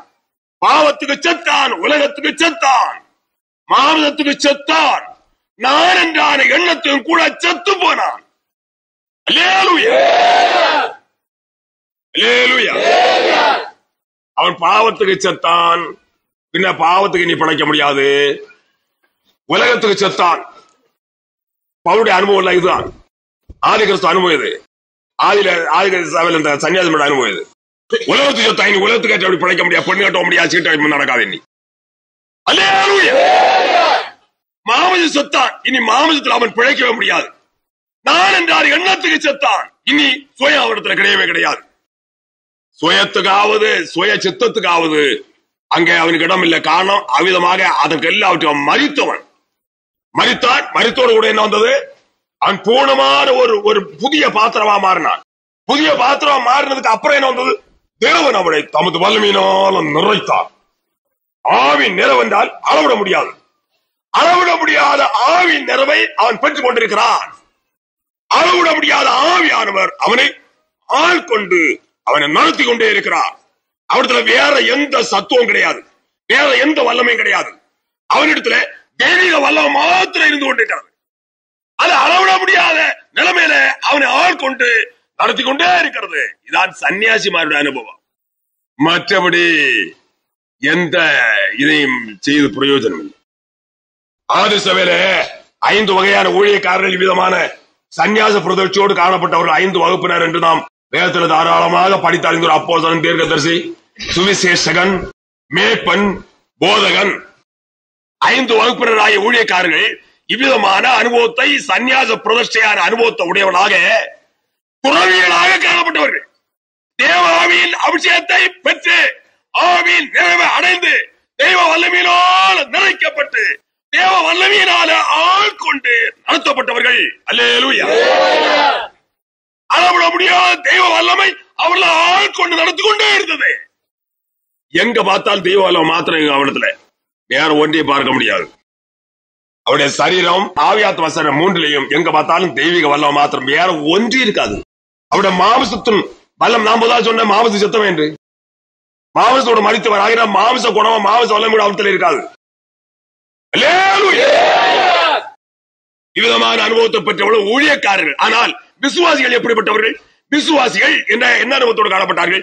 பாவத்துக்கு செத்து ஒரு புது பாத்திரமாக அவர்கள் மாற்றப்பட்டு ஆவியின் நிறைவை அவர்கள் அதிகமாக பெற்றுக் கொண்டவர்கள். தேவன் எவ்விதமான அனுபவத்தோடு அவர்கள் உலகத்துல வாழும்படியான கற்பனை கொடுத்திருக்கிறாரோ, எவ்விதமான அனுபவத்தோடு உலகத்தில் பிழைக்க வேண்டும் என்று தேவன் விரும்பி கொண்டிருக்கிறாரோ, அவ்விதமாக அவர்கள் எந்த விதமான கஷ்டம் இல்லாம பிழைக்கத்தக்கதாக வல்லம் அளிக்கிறார். பின்ன என்ன மனுஷனுக்கு பரிசுத்தமா ஜீவிக்கிறது? என்ன விசுவாசம் எனக்கு பெற்றுக்கொள்ளணும், விசுவாசம் இல்லாத பெற்றுக்கொள்ள முடியாது. தேவன் எவ்விதமான பரிசுத்தமான ஒரு மனுஷன் நடக்க வேணும், கிரியை வேணும், பிழைக்க வேணும் விரும்புகிறாரோ அதற்கேற்ற வல்லம் அளிக்கிறார். அவருடைய வல்லமையினால் அவன் எந்த விதமான கஷ்டம் இல்லாமல் பரிசுத்தமாக மாத்திரம் வாழுகிறான். பரிசுத்தமாக மாத்திரம் வாழ்கிறான். எந்த விதமான கஷ்டம் இன்றி அவன் பரிசுத்தமா வாழ முடியும். ஏன்? அவ்வளவு தூரம் தேவன் அளவில்லாத ஆவி அளிக்கிறவர். இந்த பரிசுத்த ஆவியார் ஒரு மனுஷனுக்கு அனுபவம் என்ன சொல்லப்பட்டிருக்கிறது? பரிசுத்த ஆவியார் ஒரு நாமம் கொடுக்கப்பட்டிருக்கிறது, சுட்டெரிப்பின் ஆவியானவர். சுட்டெரிப்பின் ஆவியானவர். ஏசாயா தீர்க்கதரிசனம் 4:3 வாசிக்கும் போது பரிசுத்த ஆவியானவருக்கு ஒரு நாமம் சுட்டெரிப்பின் ஆவியானவர். பாவ மன்னிப்பை ரட்சிப்பு அடைந்தான் மனுஷன். பாவ மன்னிப்பை ரட்சிப்பு அடைந்து கொண்ட ஒரு மனுஷனுடைய அனுபவத்தை குறித்து கவனிக்கும் போது அந்த மனுஷனுடைய அந்த அவனுடைய ஜீவத்துல ஒரு பாவத்துடைய ஒரு லாஞ்சனை அங்க இருந்து கொண்டே இருக்கும். அதாவது ஒரு சின்ன ஒரு வாசம், ஒரு பாவத்துடைய ஒரு நாற்றம். ஒரு பாத்திரத்துல ஒரு பொருள் இருக்கிறத வைத்துக் கொள்ளுங்கள். அந்த பொருளை எல்லாம் எடுத்து தூர எறிந்து விட்டு அந்த பாத்திரத்தை கழுவி வைத்துக் கொண்டு நாட்டி பார்த்தா அதனுடைய ஒரு லேசா ஒரு நாற்றம் இருக்கு. அந்த பொருளுடைய நாற்றம் இருக்கு. எந்த பொருள் இந்த பாத்திரத்தில் இருக்கிறதோ அதை எல்லாம் தூர அதை கொட்டி விட்டு அந்த பாத்திரத்தை கழுவி நாற்றி பார்த்தால் அதுல லேசான ஒரு நாட்டு, அந்த பொருள் எந்த பொருள் அந்த பாத்திரத்துல இருந்தா அந்த பொருளோட நாட்டை இருக்கு. அதே மாதிரி இவன் நினைச்சுதான், இவன் பாவம் மன்னி வெப்பற்றான், இவன் ரட்சிப்பின் அனுபவத்தை அடைந்தான், புது பாத்திரம் என்றான் அனுபவத்தை வந்திருக்கிறான். அதே சமயத்துல புது பாத்திரம் தான் அந்த பாவம் அவனுக்குள்ள குடிகொண்டு அவனை கரப்படுத்தி அவனை ஆண்டு நடத்தி கொண்டிருந்தது. அந்த பாவத்திலிருந்து பூர்ணமான ரட்சிப்பின் அனுபவத்தை, மன்னிப்பை, ரட்சிப்பை அடைந்தான். பாவத்தில் பூர்ணமான விடுதலை அனுபவத்தை அடைந்து கொண்டான். அதே சமயத்துல அந்த பாவத்துடைய ஒரு சிறு நாற்றம் அவனுக்குள்ள இருந்து கொண்டே இருக்கிறது. இந்த பாவத்துடைய அந்த சிறு நாற்றம் அவனை விட்டு போக வேண்டுமானால் இனி என்ன வேணும்? சுட்டரிப்பு ஆவியானவர் அவனுக்குள்ள வர வேணும். சுட்டரிப்பு ஆவியானவர் அவர் வந்து அவனை சுட்டு, அவனை சுத்த பொண்ணாக மாற்றி, அவனை சுட்டு அந்த நாற்றத்தை அவனை விட்டு அகற்றி நல்ல சுத்த பொண்ணாக மாற்றுகிறார். பாவத்துடைய எந்த நாற்றம் அந்த பாத்திரத்தில் ஆவணத்தில் காண முடியாது. பரிசுத்த ஆவியுடைய ஒரு கிரியை இதாகும். ஏசாயா 4:3 வாசியங்கள். அப்பொழுது ஆண்டவர் சீயோன் குமாரத்திகளின் அழுக்கை கழுவி நியாயத்தின் ஆவினாலும் சுற்றறிப்பின் ஆவினாலும் எருசலேமின் இரத்தப்படிகளை அது நடுவிலிருந்து நீக்கி விடும்போது, சுட்டறிப்பின் ஆவியானவர், சுட்டறிப்பின் ஆவியானவர் பரிசுத்தாவியை பெற்றிருக்கிறியா? பாவத்திலிருந்து பூர்ணமான ரட்சிப்பின் அனுபவத்தை அடைந்து கொண்ட ஒரு மனுஷனுடைய ஜீவியத்துல கூட அந்த பாவத்துடைய ஒரு சிறு நாற்றம் அவனிடத்தில் இருந்து கொண்டே இருக்கு. அது இனி சுட்டரிப்புதான் மாறும். இந்த இவ்விதமான அனுபவத்தை அடைந்த பிறகுதான் பரிசுத்தவான் என்ற வரிசையில் வந்து சேருகிறார். சுட்டரிப்பினாலே. அப்போ பரிசுத்த ஆவியார் சுட்டரிப்பின் ஆவியானவர். பரிசுத்த ஆவியுடைய ஒரு கிரியை என்ன தெரியுமா? நல்ல வெப்பம், நல்ல வெப்பம், பயங்கர ஒரு உஷ்ணம், பயங்கர உஷ்ணம், வெப்பம், பயங்கரமான ஒரு உஷ்ணத்தை போன்ற ஒரு கிரியை பரிசுத்த ஆவியுடைய கிரியை.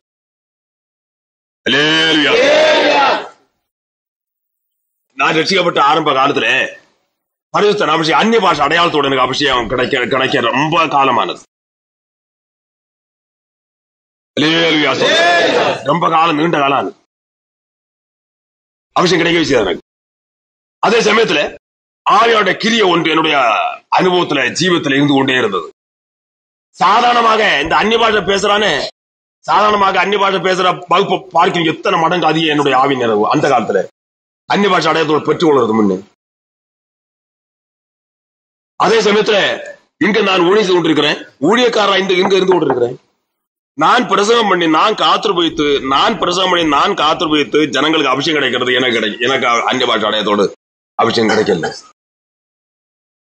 ரொம்ப அழுது இருக்கிறேன் ஆண்டவரை நோக்கி. நான் ஆண்டவரே, இந்த நான் ஒரு ஊழியக்காரனா இருக்கிறேன், அந்த ஜனங்களை போதிக்கிறவன் இருக்கிறேனே, அந்த விசுவாயுடைய அனுபவம் கூட எனக்கு இல்லையே என்று அழுது இருக்கிறேன். அந்நிய பாஷை அடையாளத்தோடு அபிஷேகம் எனக்கு அப்போது ரொம்ப காலம் இல்லாம இருந்தது. அதே சமயத்துல என்னுடைய ஜீவத்துல ஒரு பயங்கர அக்கினி கிரிசி கொண்டே இருக்கும். பயங்கரமான ஒரு அக்கினி. ஆவியாருடைய ஒரு கிரியைன்னு சொன்னால் அது ரொம்ப விசேஷமா இருக்கும். சாதாரணமாக அந்த அந்நிய பாஷை அடையாளத்தோடு காணப்படுகிற அந்த ஜனங்களை பார்க்க எத்தனையோ மடங்கு அதிகமான கிரியை, ஆவியாருடைய கிரியை என்னிடத்துல இருந்தது. அந்த சமயத்தையும் கூட ஆவியாருடைய கிரியை அவிதமாக அதிகமான கிரியை இருந்தது. அவ்வளவு தூரம் அதிகமான ஆவியின் நிறைவு எனக்கு இருந்தது. அது போதாது, பிறகு ஆண்டவரை நோக்கி அழுதேன். ஒரு 40 நாள் அழுதேன். பட்டுன்னு இருந்து அழுதேன். சாணவரம் பெற்றுக் கொள்வானா? சாணவரம் இது போதும், அந்த அந்நிய பாஷை பேசுறத விட அதிகமான நிறைவும் அதிகமான கிரியும் என்னோட ஜீவிதத்தில் இருக்கிறதே நிறுத்தி விடுவான். 40 நாள் பரிசுத்த அபிஷேகத்துக்காக 40 நாள் பட்டுன்னு இருந்து அழுது இருக்கிறேன். 40 நாள் உபவாசம். அழுக என்றா என்ன அழுக?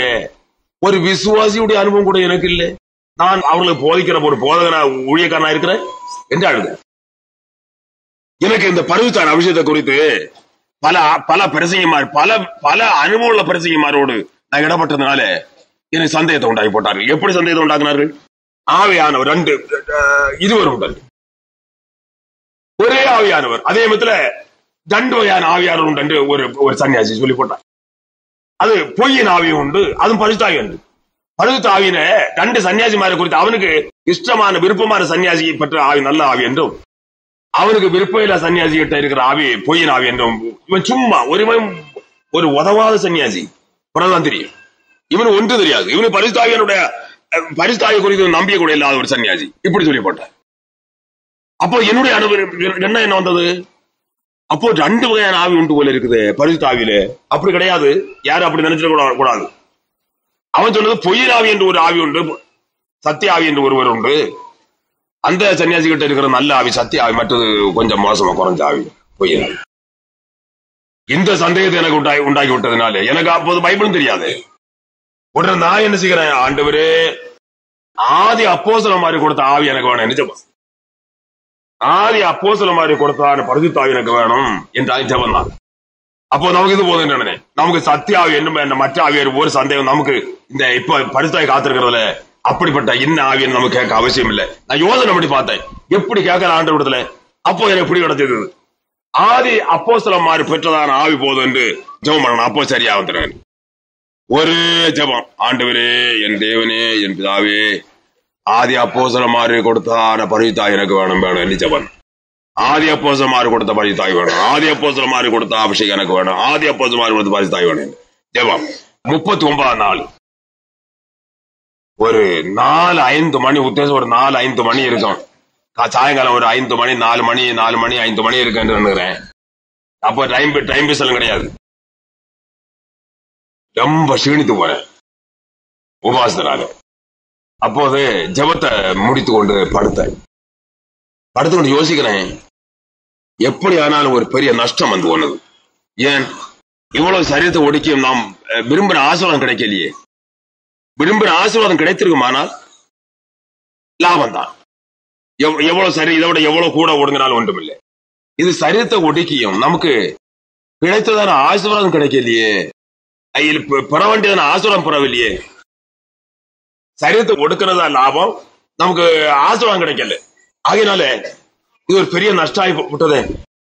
ஆசீர்வாதம் கிடைக்குமா, கிடைத்திருமானா இதோட ஒடுங்கினாலும் ஒன்றுமில்லை, லாபம் தான் என்று எண்ணிக்கொண்டு மனஸ்தாபத்தோடு அப்படி படுத்திருக்கிறதா. எப்படி நமக்கு சரீரம் சரியா ஒடுங்கி சீனப்பட்டு போனது, ஆசீர்வாதம் கிடைக்கல. என்ன செய்யலாம்? என்னமோ ஆண்டோடைய சித்தம், அப்படி சித்தம் போல் ஆகட்டு என்று மனஸ்தாபத்தோடு அப்படி படுத்திருக்கிறேன்.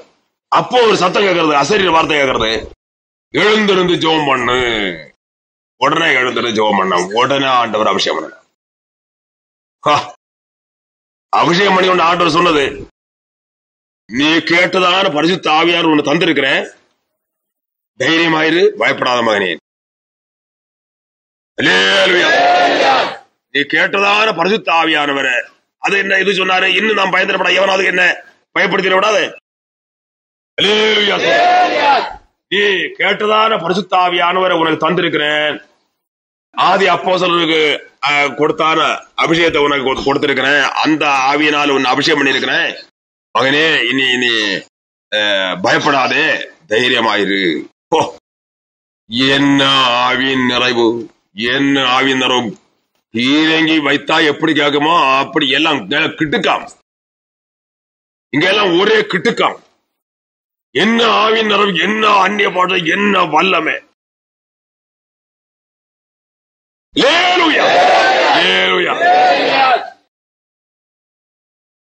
ஒன்றரை நாள் அந்நிய பாட்டா மாத்திரம் தான், வேற ஒரு பாஷை வராது. ஒன்றரை நாள் தண்ணியோட கேட்டு சாப்பிட முடியும். பாய் எடுத்த எப்போது அந்நிய பாஷை தான், ஒரு அந்நிய பாஷை. ஒன்றரை நாள் வரையிலும் ஒரு தண்ணி கூட கேட்க முடியாது. அந்நிய பாஷை, சும்மா அந்நிய பாஷை வந்து விடு.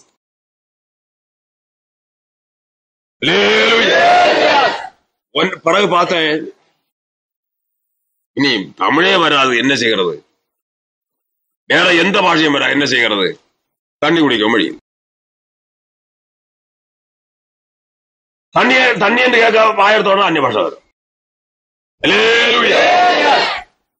ஒன்றரை நாள் வரை அப்படி இருந்த. ஒன்றரை நாளுக்கு பிறகு கொஞ்சம் கொஞ்சமா கிரவமாக மற்ற பாஷைகளும் பேசலாம். அதே மாதிரி ஸ்தோத்திரம் அந்நிய பாஷை வரும். பிரசவம் பண்ணி கொண்டு இருக்கும் போது அந்நிய பாஷை, அது பின்ன நிறுத்தி கொண்டு அப்படியே கொஞ்சம் தியானம் பண்ணி கொண்டு நின்று கொண்டு பின்னும் பேசுவேன். தமிழ் வரும். அதுக்கப்புறம் போல்ஸ்ல பேச ஆரம்பிச்சு அந்நிய பாஷையில் வந்து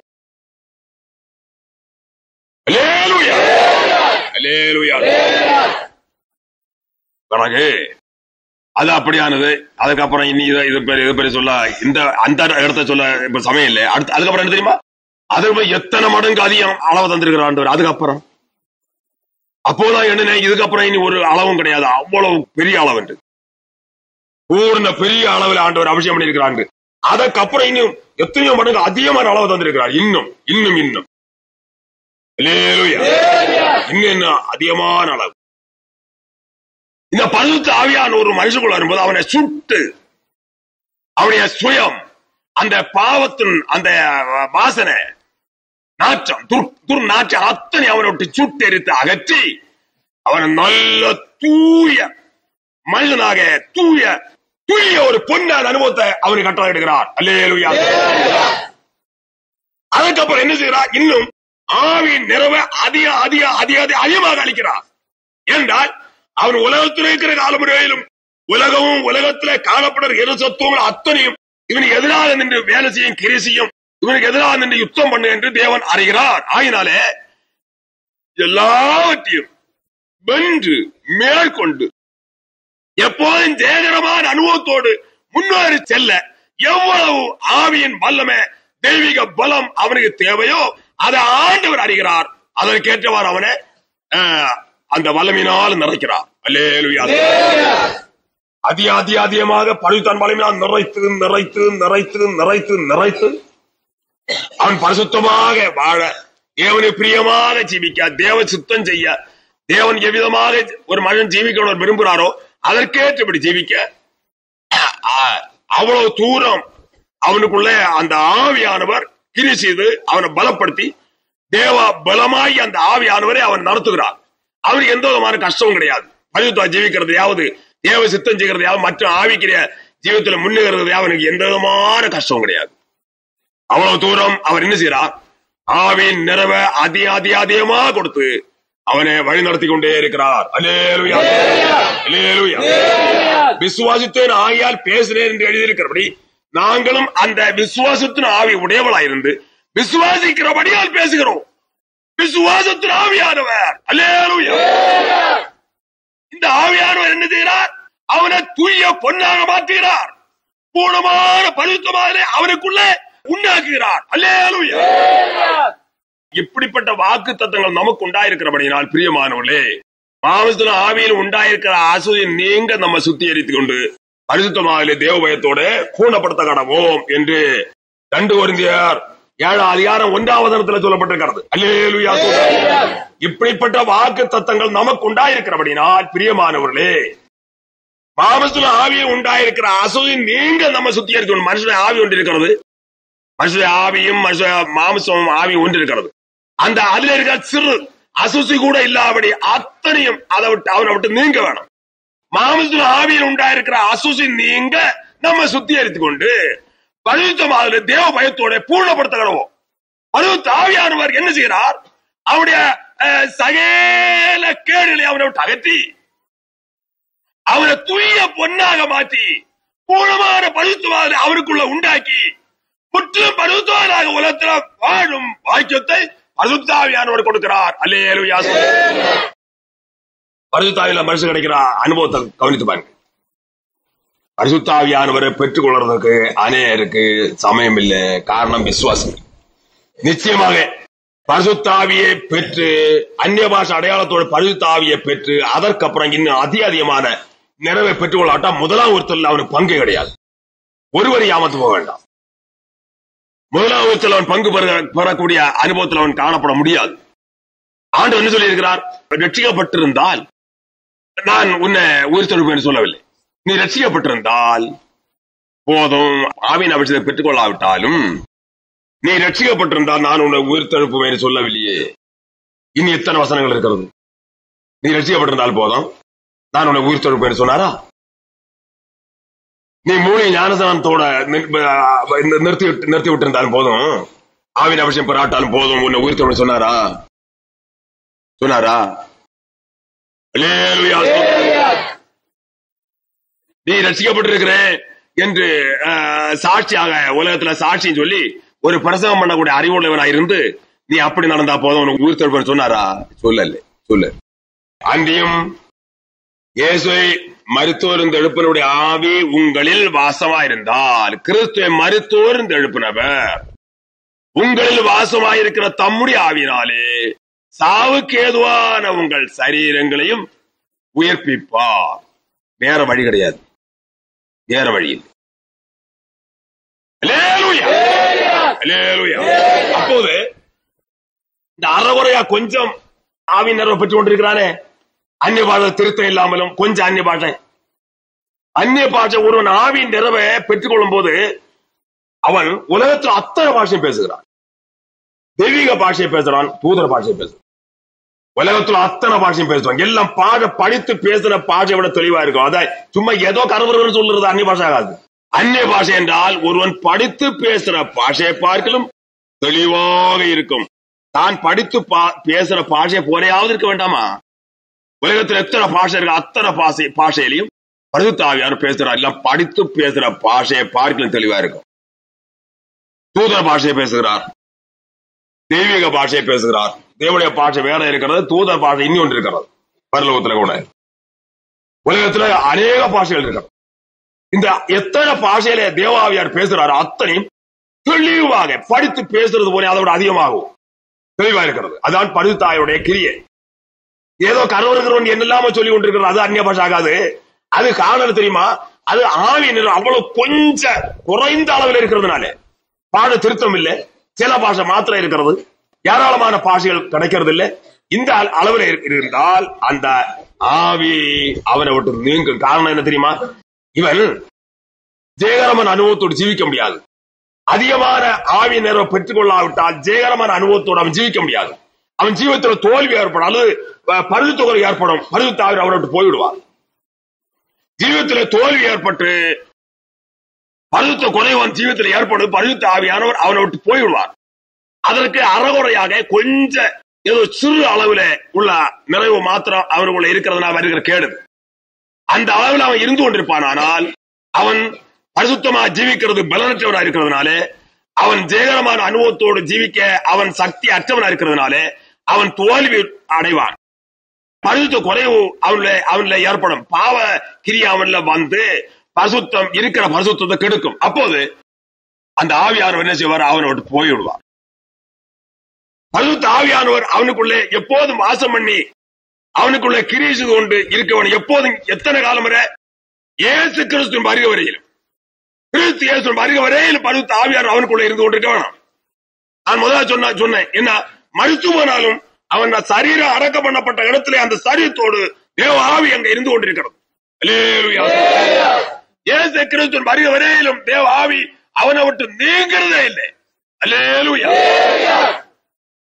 அதிகமான நிறைவை பெற்று அதிகமான வல்லமையால் நிறைக்கப்பட்டு அளவிட முடியாத அனுபவத்தோடு அவன் உலகத்திலே முன்னேறி கொண்டே இருக்கிறான். அப்போது பரிசுத்த ஆவியானவர் அவனுக்குள்ளே இருந்து பலத்த கிரியை நடப்பித்துக் கொண்டிருக்கிறார். பலத்த கிரியை, வேற எந்த கிரிக்கும் இடமில்லை. விட்டாமல் ஆவியானவர் அங்கிருந்த கிரியை செய்து கொண்டே இருக்கிறார். மகிழ்ச்சியோடு, ஆனந்தத்தோடு, சந்தோஷத்தோடு தேவ ஆவியானவர் அவனுக்குள்ள இருந்து கிரிசுது அவனை ஆண்டு வழி நடத்தி கொண்டே இருக்கிறார். பரிசுத்தல வளர்ந்து முன்னேறுகிறார். ஆவிக்கிற ஜீவத்தில் பலப்பட்டு முன்னேறுகிறார். அதற்கென்று கர்த்தருடைய ஆவியானவர் அவனுக்குள்ள இருந்து கிரியை செய்து கொண்டே இருக்கிறார். அவன் முற்றிலும் பரிசுத்தவானாக நீதிமானாக முதலாம் ஒருத்தலுக்கு ஏற்ற தகுதியும் யோக்கியதையும் அவகாசமும் திராணி உடையவனாக தேவாவினாலே வழிநடத்தப்படுகிறான். கர்த்தராகிய இயேசு கிறிஸ்து வரும்போது இவன் என்ன செய்வான்?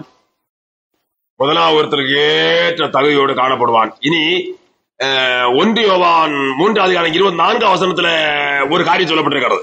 அவருடைய கட்டளைகளை கை கொள்ளுகிறவன் அவரில் நிலைத்திருக்கிறான், அவர் அவரில் நிலைத்திருக்கிறார், அவர் நம்மில் நிலைத்திருக்கிறதை அவர் நமக்கு தந்தவரின் ஆவியினாலே அறிந்திருக்கிறோம். தேவன் கிறிஸ்து இயேசு ஒருவன் இடத்துல நிலைத்திருக்கிறாரா? அதற்கு அடையாளமா இருக்கிறது அவர் தந்ததான பரிசுத்த ஆவி.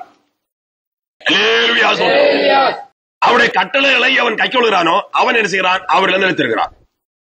அப்போது அவரும் அவரில் நிலைத்திருக்கிறார். அவன் அவரில் நிலைத்திருக்கிறதுக்கு அடையாளம் கட்டளை கைக்கொள்றது. அவர் தேவன் அவன்ல நிலைத்திருக்கிறது அடையாளம்.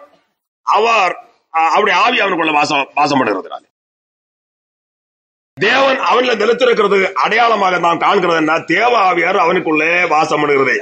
தேவ ஆவியார் அவனுக்குள்ள வாசம் பண்ணுகிறதுனால தேவன் அவனிடத்துல நிலைத்திருக்கிறார் என்று அர்த்தம் ஆகிறது. அப்போது தேவன் அவனோடு கூட அவன்ல நிலைத்திருக்க அனுபவத்தோடு காணப்பட்டாங்க. எப்படி இருப்பான்? எப்படி இருப்பான்? பரிசுத்த விரோதமான எந்த ஒரு சிறு காரியமாவது அவன் ஜீவித்திலே பக்கத்தில் வர முடியுமா? தேவன் மகா பரிசுத்தர், அவர் தான் அவன்ல நிலைத்திருக்கிறார். அவருடைய பிரசன்னம் இருக்கிறது, அவருடைய ஒளி இருக்கிறது. அவருடைய தேவன் எப்போதும் எந்த அனுபவத்தோடு காணப்பட்டு கொண்டிருக்கிறார்? ஒளியா இருக்கிறார். தெய்வீக ஒளிக்குள்ளே அவன் காணப்படுகிறார். தெய்வீக பிரசன்னத்துக்குள்ளேயே அவன் காணப்படுகிறான். தேவன் அவன்ல நிலைத்திருக்க அனுபவத்தோடு அவன் காணப்படுகிறான். அப்போது தேவனுக்கு விரோதமான தெய்வீகத்து எதிரான எந்த ஒரு சிறு காரியமாவது அவருடைய பக்கத்தோடு வர முடியாது. ஆகினாலே தேவன் அவரிடத்தில் நிலைத்திருக்கிறார் என்று பொருளாக ஆகிறது, வெளியாகிறது. தேவன் அவரிடத்தில் நிலைத்திருக்கிறார். ஏன்? தேவனுக்கு பிரியம் இல்லாத தெய்வீகத்துக்கு எதிரான எந்த ஒரு சிறு காரியமாவது அவன் ஜீவித்தில் வருகிறதே இல்லை. அவன் பக்கத்துல கூட கிடையாது. தேவன் அவனத்தில் நிலைத்திருக்கிறார் என்பதற்கு அடையாளமாக இது காணப்படுகிறது. இன்னி ஒரு அடையாளம் என்ன? தேவ ஆவியானவர் அவனுக்குள்ள வாசம் பண்ணுகிறார். தேவ ஆவியானவர் அவனுக்குள்ள வாசம் பண்ணுகிறதுனால வருகிற பலன் இதாகும். பலன் இது. அப்போது தேவன் அவனிடத்தில் நிலைத்திருக்கிறார் என்பது பொருளாகிறது. அப்போது என்ன அனுபவம்? அவ்வளவு தூரம் தேவ ஆவியின் நிறைவினால நிறைக்கப்பட்டு, அதிகமான வல்லமையினால் நிறைக்கப்பட்டு, அதிகமான அளவிட முடியாத அந்த தேவாவியின் அளவை அவன் பெற்றிருக்கிறான், அடைந்திருக்கிறான் என்பது. அளவிட முடியாத வல்லமை, அளவிட முடியாத அளவு தேவாவி அவனுக்குள்ளே வாசப்படி கொண்டிருக்கிறது என்பது. அல்லேலூயா. இவ்விதமான அனுபவத்தோடு காணப்படுகிறவன் முதலாம் உயிர்த்தல் பங்குடையவனாயிருக்கிறான். முதலாம் உயிர்த்தல் பங்கு பெற ஏற்ற தகுதியும் அனுபவம் ஆயத்தமுடையவனாயிருக்கிறான். நீ பெற்றிருக்கிறியா? முதலாம் உயிர்த்தல் பங்கு பெற நீ ஆயத்தமா இருக்கிறியா? இல்லாவிட்டால் கொடிய நியாயத்துடன் நரகம் உண்டு என்பதை அறிந்து கொள். இதுவரை ரட்சிக்கப்படாவிட்டால் உடனே ரட்சிக்கப்படு. தேவாவின் அபிஷேகத்தை இதுவரை பெற்றுக்கொள்ளாது உடனே காத்து பெற்றுக்கொள். தேவாவின் அபிஷேகத்தை பெற்று அந்நிய பாஷை அடையாளத்தோடு ஒரு சிறு அளவை மாத்திரம் பெற்றிருக்கிறாய் என்றால் இனி எத்தனையோ மடங்கு அதிகமான அளவு இருக்கிறது, உன்னை வைக்கப்பட்டிருக்கிற அளவு இருக்கிறது, அதை பெற்றுக்கொள். அதற்கு தடையா இருக்கிறத கண்டுபிடித்துக் கொள். சரியாக அதை கண்டுபிடித்து அளவில்லாத ஆவியின் நிறைவை பெற்றுக்கொள். அல்லேலூயா. இந்த அனுபவத்தோடு காணப்படுகிறவர்கள் என்னைவார்கள் முதலாம் உயிர்த்தல பங்கு பெற ஏற்ற தகுதியோடு காணப்படுவார்கள். கர்த்தராகிய இயேசு கிறிஸ்து வருகையிலே அவர்கள் உயிர்த்தெழுந்திருப்பார்கள். முதலாம் உயிர்த்தல் பங்குள்ளவன் பாக்கியவானும் பரிசுத்தவானுமா இருக்கிறான். இவர்கள் மேல் 2ஆம் இடத்தில் அதிகாரம் இல்லை. இவர்கள் தேவனின் கிறிஸ்து முன்பாக ஆசாரியர் இருந்து அவரோடு கூட 1000 வருஷம் அரசாழ்வார்கள். அல்லேலூயா. ஆகினாலே ஒவ்வொரு சமயத்திலும் கர்த்தர் பேசி அறிவிக்கிறதான வார்த்தைகளை விசுவாசித்து அனுபவங்களை பெற்றுக்கொள்ள முடியாத ஜாக்கிரதையா இருங்கள். கர்த்தர் உங்களை ஆசீர்வதிப்பாராமே. எல்லாரும் ஜெபம் பண்ணோம். அன்புள்ளதாவே ஸ்தோத்திரம், நல்லதாவே ஸ்தோத்திரிக்கிறோம். அன்புக்காக சிநேகத்துக்காக ஸ்தோத்திரம். ஜெபத்தின் தினம் பேசி அறிவித்த திருவார்த்தைகளுக்காக ஸ்தோத்திரம். நடப்பித்த மகத்தானிகளுக்காக ஸ்தோத்திரம். அன்புள்ளதாவே முதலாம் உயிர்த்தல்ல பங்குடையவர்களாக மனுக்குலங்கள் காணப்பட்டதாக சித்தோழவராக இருக்கிற அன்புக்காக ஸ்தோத்திரம். முதலாம் உயிர்த்தல்ல பங்கு பெற தகுதியான அனுபவத்தை கொடுக்க உலகத்தோடு பாடுபட்டதற்காக ஸ்தோத்திரிக்கிறோம். பிதாவே பாடுபட்டு மரித்ததற்காக 3ஆம் உயிர்த்தெழுந்ததற்காக ஸ்தோத்திரம். முதலாம் உயிர்த்தல்ல பங்குடையவர்கள் பாக்கியவான்கள் பரிசுத்தவான்கள் உலகத்தில் காணப்படுவார்கள் என்பதாக நாங்கள் அறிகிறோம். பிதாவே அவிதமான பாக்கியங்களை யாவரும் சொந்தமாக தக்கதாக உமது ஜனங்கள் எல்லாரும் கிருபை செய்யும்படியாக கெஞ்சுகிறோம். பிதாவே உமது வார்த்தைகளை விசுவாசித்ததாக பூர்ணமான கீழ்ப்படுதலோடு அனுபவங்கள் அடைந்து உலகத்தில் வாழத்தக்கதாக உமது பார்வையிலே உமக்கேற்ற பரிசுத்தவான்களா உலகத்தில் படைக்கத்தக்கதாக என்னுடைய பரிசுத்தவான்கள் அழைக்கப்பட ஏற்ற தகுதியோடு உலகத்தில் வாழத்தக்கதாக உமது ஜனங்கள் எல்லாரும் கிருபை செய்யும்படியாக கெஞ்சுகிறோம். பிதாவே அளவில்லாத ஆசிர்வாதங்களை கட்டளட்டணும். ஒவ்வொரு சமயத்திலும் பேச அறிவிக்கிற வார்த்தையை விசுவாசித்த அனுபவங்கள் அடைந்து கொள்வதை யாரும் கிருபை செய்யும்படியாக கெஞ்சுகிறோம். பிதாவே குழந்தைகள் சரியவர் எல்லாரும் அளவில்லாமல் ஆசிரிக்க முடியாது கெஞ்சுகிறோம். அன்புள்ள பிதாவே உமது ஜனங்களுடைய பிரயாணத்தை கொண்டு பாதுகாக்க முடியாது கெஞ்சுகிறோம். பிதாவே இதுவரை கொடுத்து பார்த்து வழிநடத்தி நாமத்தை மயப்படுத்திக் கொண்டிருக்கிற அன்புக்காக ஸ்தோத்திரம். இன்னும் அதிகம் பார்த்து வழிநடத்தி நாமத்தை அதிகம் மயப்படுத்த சித்தவர்களாக இருக்கிற அன்புக்காக ஸ்தோத்திரிக்கிறோம். பிதாவே பிரயாணத்தை கொண்டு எல்லாரும் கண்மனையில் பாதத்தை வழிநடத்த முடியாது கெஞ்சுகிறோம். சால ஆபத்து சால தீமை விலை காத்தவளும் ஓரும் பிராணிகளும் போல ஆவியல் போல ஜனங்கள் துஷ்ட ஜனங்கள் திருடமாலும் மூலமோ அன்புள்ள பிதாவே காலை அறிக்கையினாலோ வியாதியை உண்டாக்க அணுக்கணுனாலோ மழையினாலும் மഞ്ഞിனாலும் எந்த விதமான கஷ்டங்களும் நோயால வியாதிகளோ ஒன்று அணுகாவடி எல்லாரும் முக்களை மறைத்து ரசூலை மறைத்து அஞ்சில் மறைத்து பார்த்து பயன்படுத்த கெஞ்சிரும் பிதாவே.